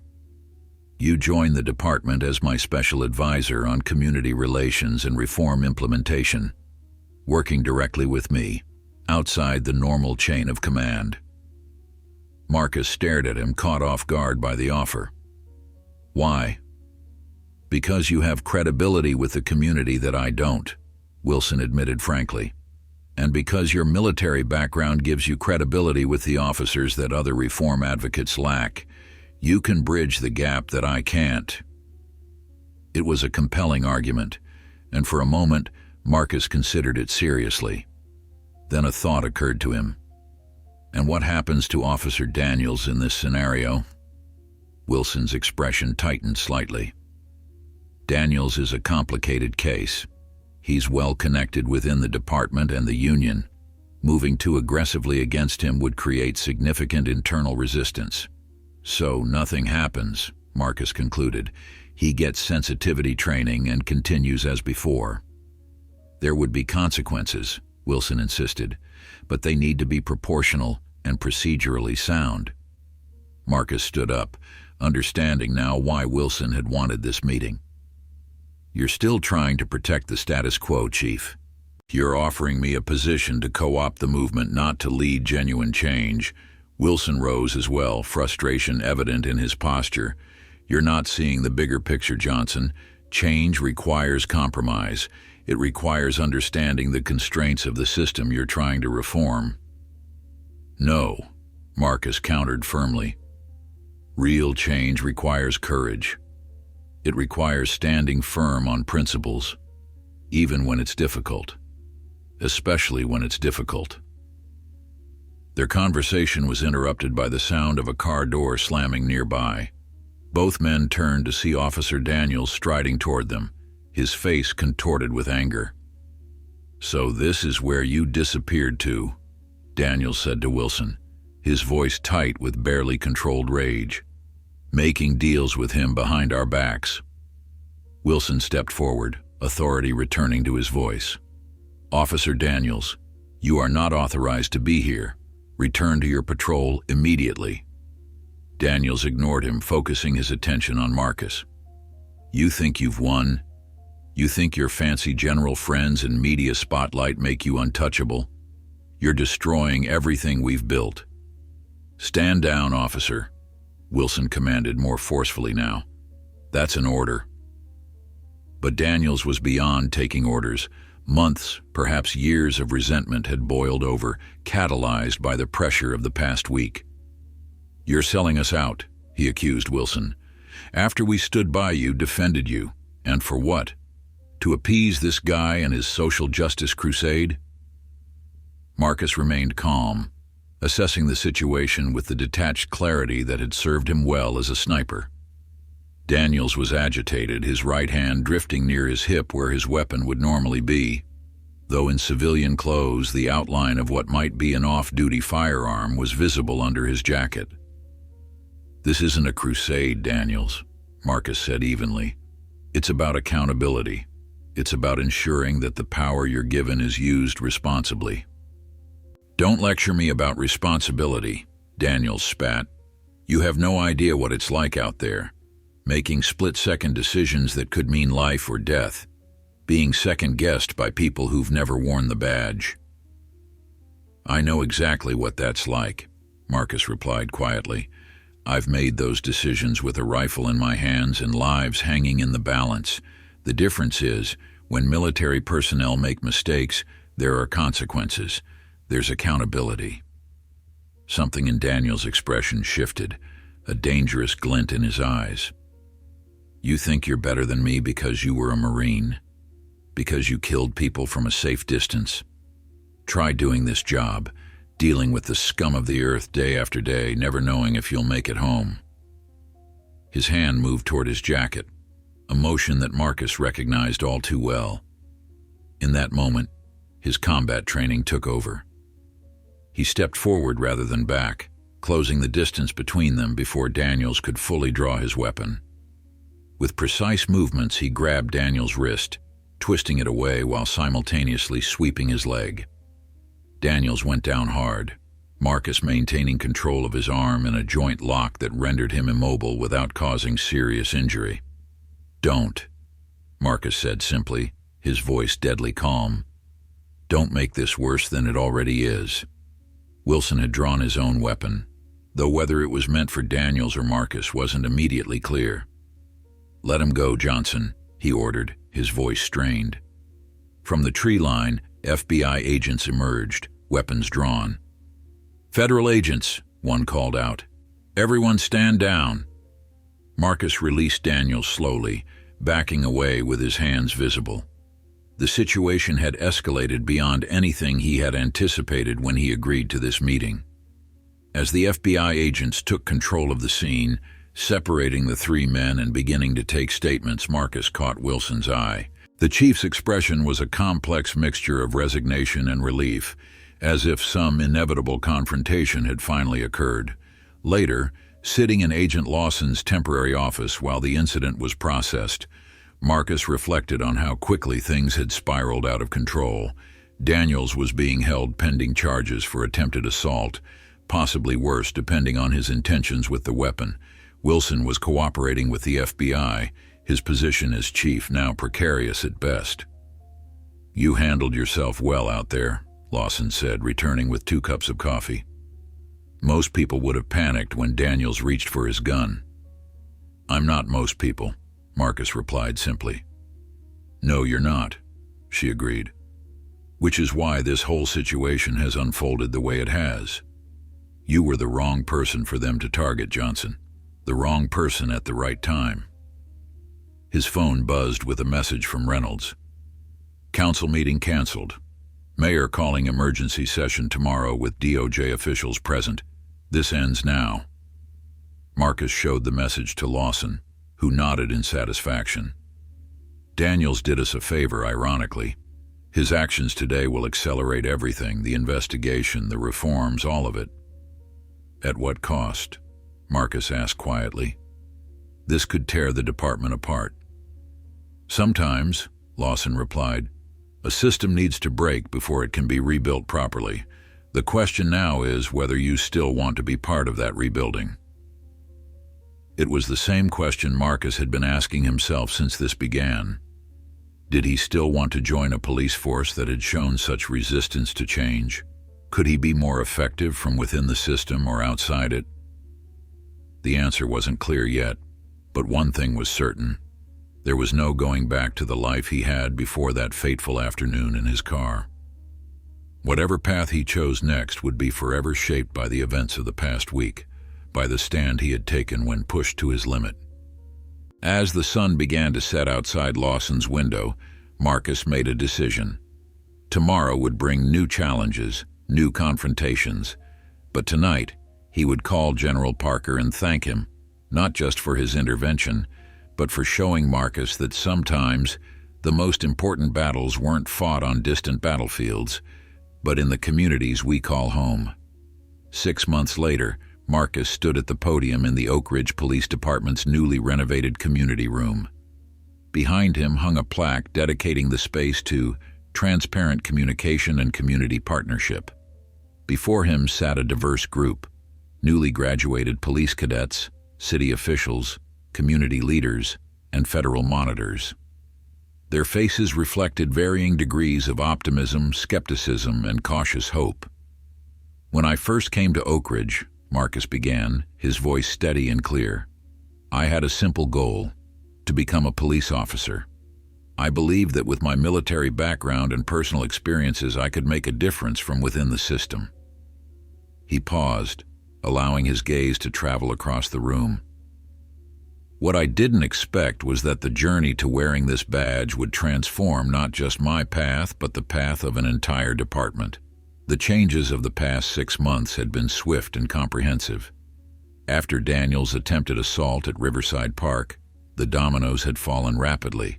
The Department of Justice investigation had been upgraded from preliminary to full scale. Chief Wilson had resigned 3 days later, citing personal reasons, but fooling no one. The City Council, facing intense public scrutiny and federal pressure, had unanimously approved the original reform package in its entirety. Officer Daniels had been terminated and now faced criminal charges for assault and civil rights violations. Several other officers with troubling records had either resigned or been removed following a departmental review. The police union had fought these changes vigorously at first, but their position weakened when internal records revealed patterns of misconduct that even they couldn't defend. But today wasn't about looking backward. It was about the future. Specifically, the swearing in of Marcus Johnson as the department's new Director of Community Relations and Accountability, a position created as part of the reform package and reporting directly to the new chief. The badge I'll receive today represents something different than it did 6 months ago, Marcus continued. It represents a commitment not just to protect and serve, but to listen, to learn, and to lead with integrity. It represents a department in transformation, one that recognizes its flaws and is actively working to address them. In the front row sat Colonel Reynolds, his face beaming with pride. Beside him was a surprise guest who had flown in specifically for this occasion, General Michael Parker, whose intervention had been the catalyst for everything that followed. The general's presence lent weight to the ceremony, a reminder of how this local incident had reverberated through corridors of power far beyond Oak Ridge. Some have asked why I still wanted to join this department after everything that happened, Marcus acknowledged, addressing the question many had posed in recent months. Why not go somewhere else, somewhere without this history? My answer is simple. Because the work that matters most is rarely the easiest. Because true change requires commitment, especially when the path is difficult. He glanced toward Diane Washington and her Community Action Group, who had been instrumental in maintaining public pressure throughout the process. Their persistence had ensured that the reforms didn't lose momentum once the national spotlight dimmed. I'm not naive enough to believe that policies and training alone will solve deeply rooted problems, Marcus continued. Cultural change takes time, commitment, and constant vigilance. There will be setbacks and resistance, but for the first time, we have the framework and the will to make meaningful progress. The new police chief, Andrea Morales, approached the podium. A 20-year veteran with experience in community policing initiatives, she had been recruited from a larger department known for its progressive policies. Her selection had been a clear signal that the old ways of operating were truly over. "It is my honor," Chief Morales said, "to present Marcus Johnson with his badge and to welcome him to the Oak Ridge Police Department in this vital new role." As Marcus accepted the badge, the weight of it in his palm felt different than he had imagined during those years of planning and preparation. This wasn't the path he had envisioned, but somehow it felt right, as if all his experiences, from the battlefields of Afghanistan to that fateful day in his car, had been preparing him for this specific role at this specific moment. After the ceremony, General Parker approached him, extending his hand with a warm smile. "Staff Sergeant Johnson, or should I say Director Johnson now?" Marcus returned the handshake firmly. "Marcus is still fine, sir. The title is new, but I'm the same person." Parker studied him with knowing eyes. "Are you? I'm not so sure about that. The man I see before me has accomplished something remarkable, turning a personal injustice into systemic change. That changes a person." "I had considerable help," Marcus replied, nodding toward Reynolds, who was chatting with Chief Morales nearby. "Yes, but it was your dignity and determination that made the difference," Parker insisted. "When facing adversity, many people either break or become bitter. You did neither. You channeled your experience into positive action. That's rare, and it's exactly what made you so effective." Before Marcus could respond, his attention was drawn to an unexpected arrival. Robert Wilson, the former chief, standing somewhat awkwardly at the entrance to the community room. The conversations around them quieted as people noticed his presence. Marcus excused himself from the general and approached Wilson, conscious of the eyes following him. The former chief looked older somehow, the past 6 months having taken a visible toll. "I wasn't sure you'd come," Marcus said, offering his hand. Wilson hesitated before accepting the handshake.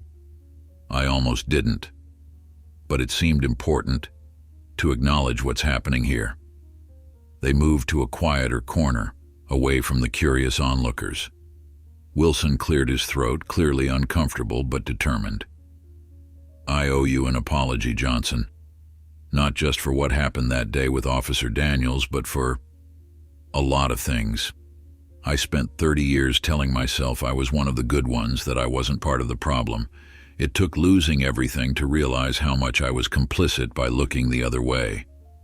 The admission clearly cost him, pride yielding painfully to truth. "What will you do now?" Marcus asked. "Consulting work," Wilson replied with a shrug. "Police departments going through similar reforms.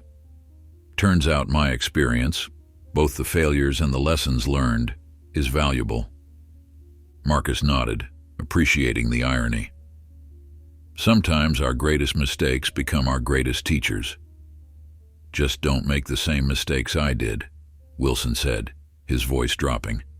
"It's easy to become institutionalized, to start seeing criticism as attack, to prioritize protecting the department over serving the community. The slope is more slippery than you realize." "I'll remember that," Marcus promised. As Wilson departed, Councilwoman Rodriguez approached, having observed the exchange from a distance. "That couldn't have been easy," she commented, "for either of you." "Necessary, though," Marcus replied. "We can't move forward if we're unwilling to face the past honestly." Rodriguez smiled approvingly. That attitude is exactly why you're the right person for this position." She glanced around the room. "You know, when we first met, I told you that your military background gave you an advantage in fighting this battle. What I didn't anticipate was how your personal qualities would ultimately matter more than your credentials." Before the conversation could continue, Marcus was pulled away by Chief Morales for introductions to community leaders. The rest of the afternoon passed in a blur of handshakes, congratulations, and discussions about the work ahead. Throughout it all, Marcus maintained the calm focus that had become his trademark during the turbulent months since his detention. As the event wound down, he found himself alone with Reynolds on the steps outside the station. The evening air was cool and refreshing after the crowded room. "Proud of you, Johnson," Reynolds said simply. "You've accomplished more in 6 months than most people do in a lifetime." "I had an excellent commanding officer who taught me about standing my ground," Marcus replied with a smile. Reynolds chuckled. "I may have provided some guidance, but you charted your own course." He grew more serious. "Are you ready for what comes next? The real work is just beginning." Marcus looked back at the station, the building that had once represented oppression to so many now standing as a symbol of potential transformation. "It won't be easy. There will be resistance, setbacks, days when it feels like nothing is changing." "And yet," Reynolds prompted. "And yet, it matters," Marcus finished. "Every step toward a more just system matters, even when progress seems slow." As they parted ways, Marcus walked to his car, the same vehicle in which this journey had begun. He paused before getting in, looking around the parking lot where officers now nodded to him with respect, where community members could enter without fear, where a new chapter was being written. His phone buzzed with a text message, Agent Lawson checking in as she did periodically. "Saw the ceremony on local news. Well deserved. Remember our agreement. Keep me posted on progress and challenges. DOJ still watching." Another message followed immediately, this one from Diane Washington. "My son just got accepted to college. Criminal justice major. Says he wants to follow your example. You're changing more lives than you know." Marcus smiled as he slipped the phone back into his pocket. This wasn't the endpoint he had imagined when he first sought that recommendation letter from Reynolds, but it was perhaps the one he had been moving toward all along. Not just wearing a badge, but redefining what that badge represented. As he drove home through the streets of Oak Ridge, he reflected on General Parker's words about how this experience had changed him. The general was right. He wasn't the same person who had sat in his car that afternoon 6 months ago, that Marcus had wanted to join the system. This Marcus was helping to rebuild it.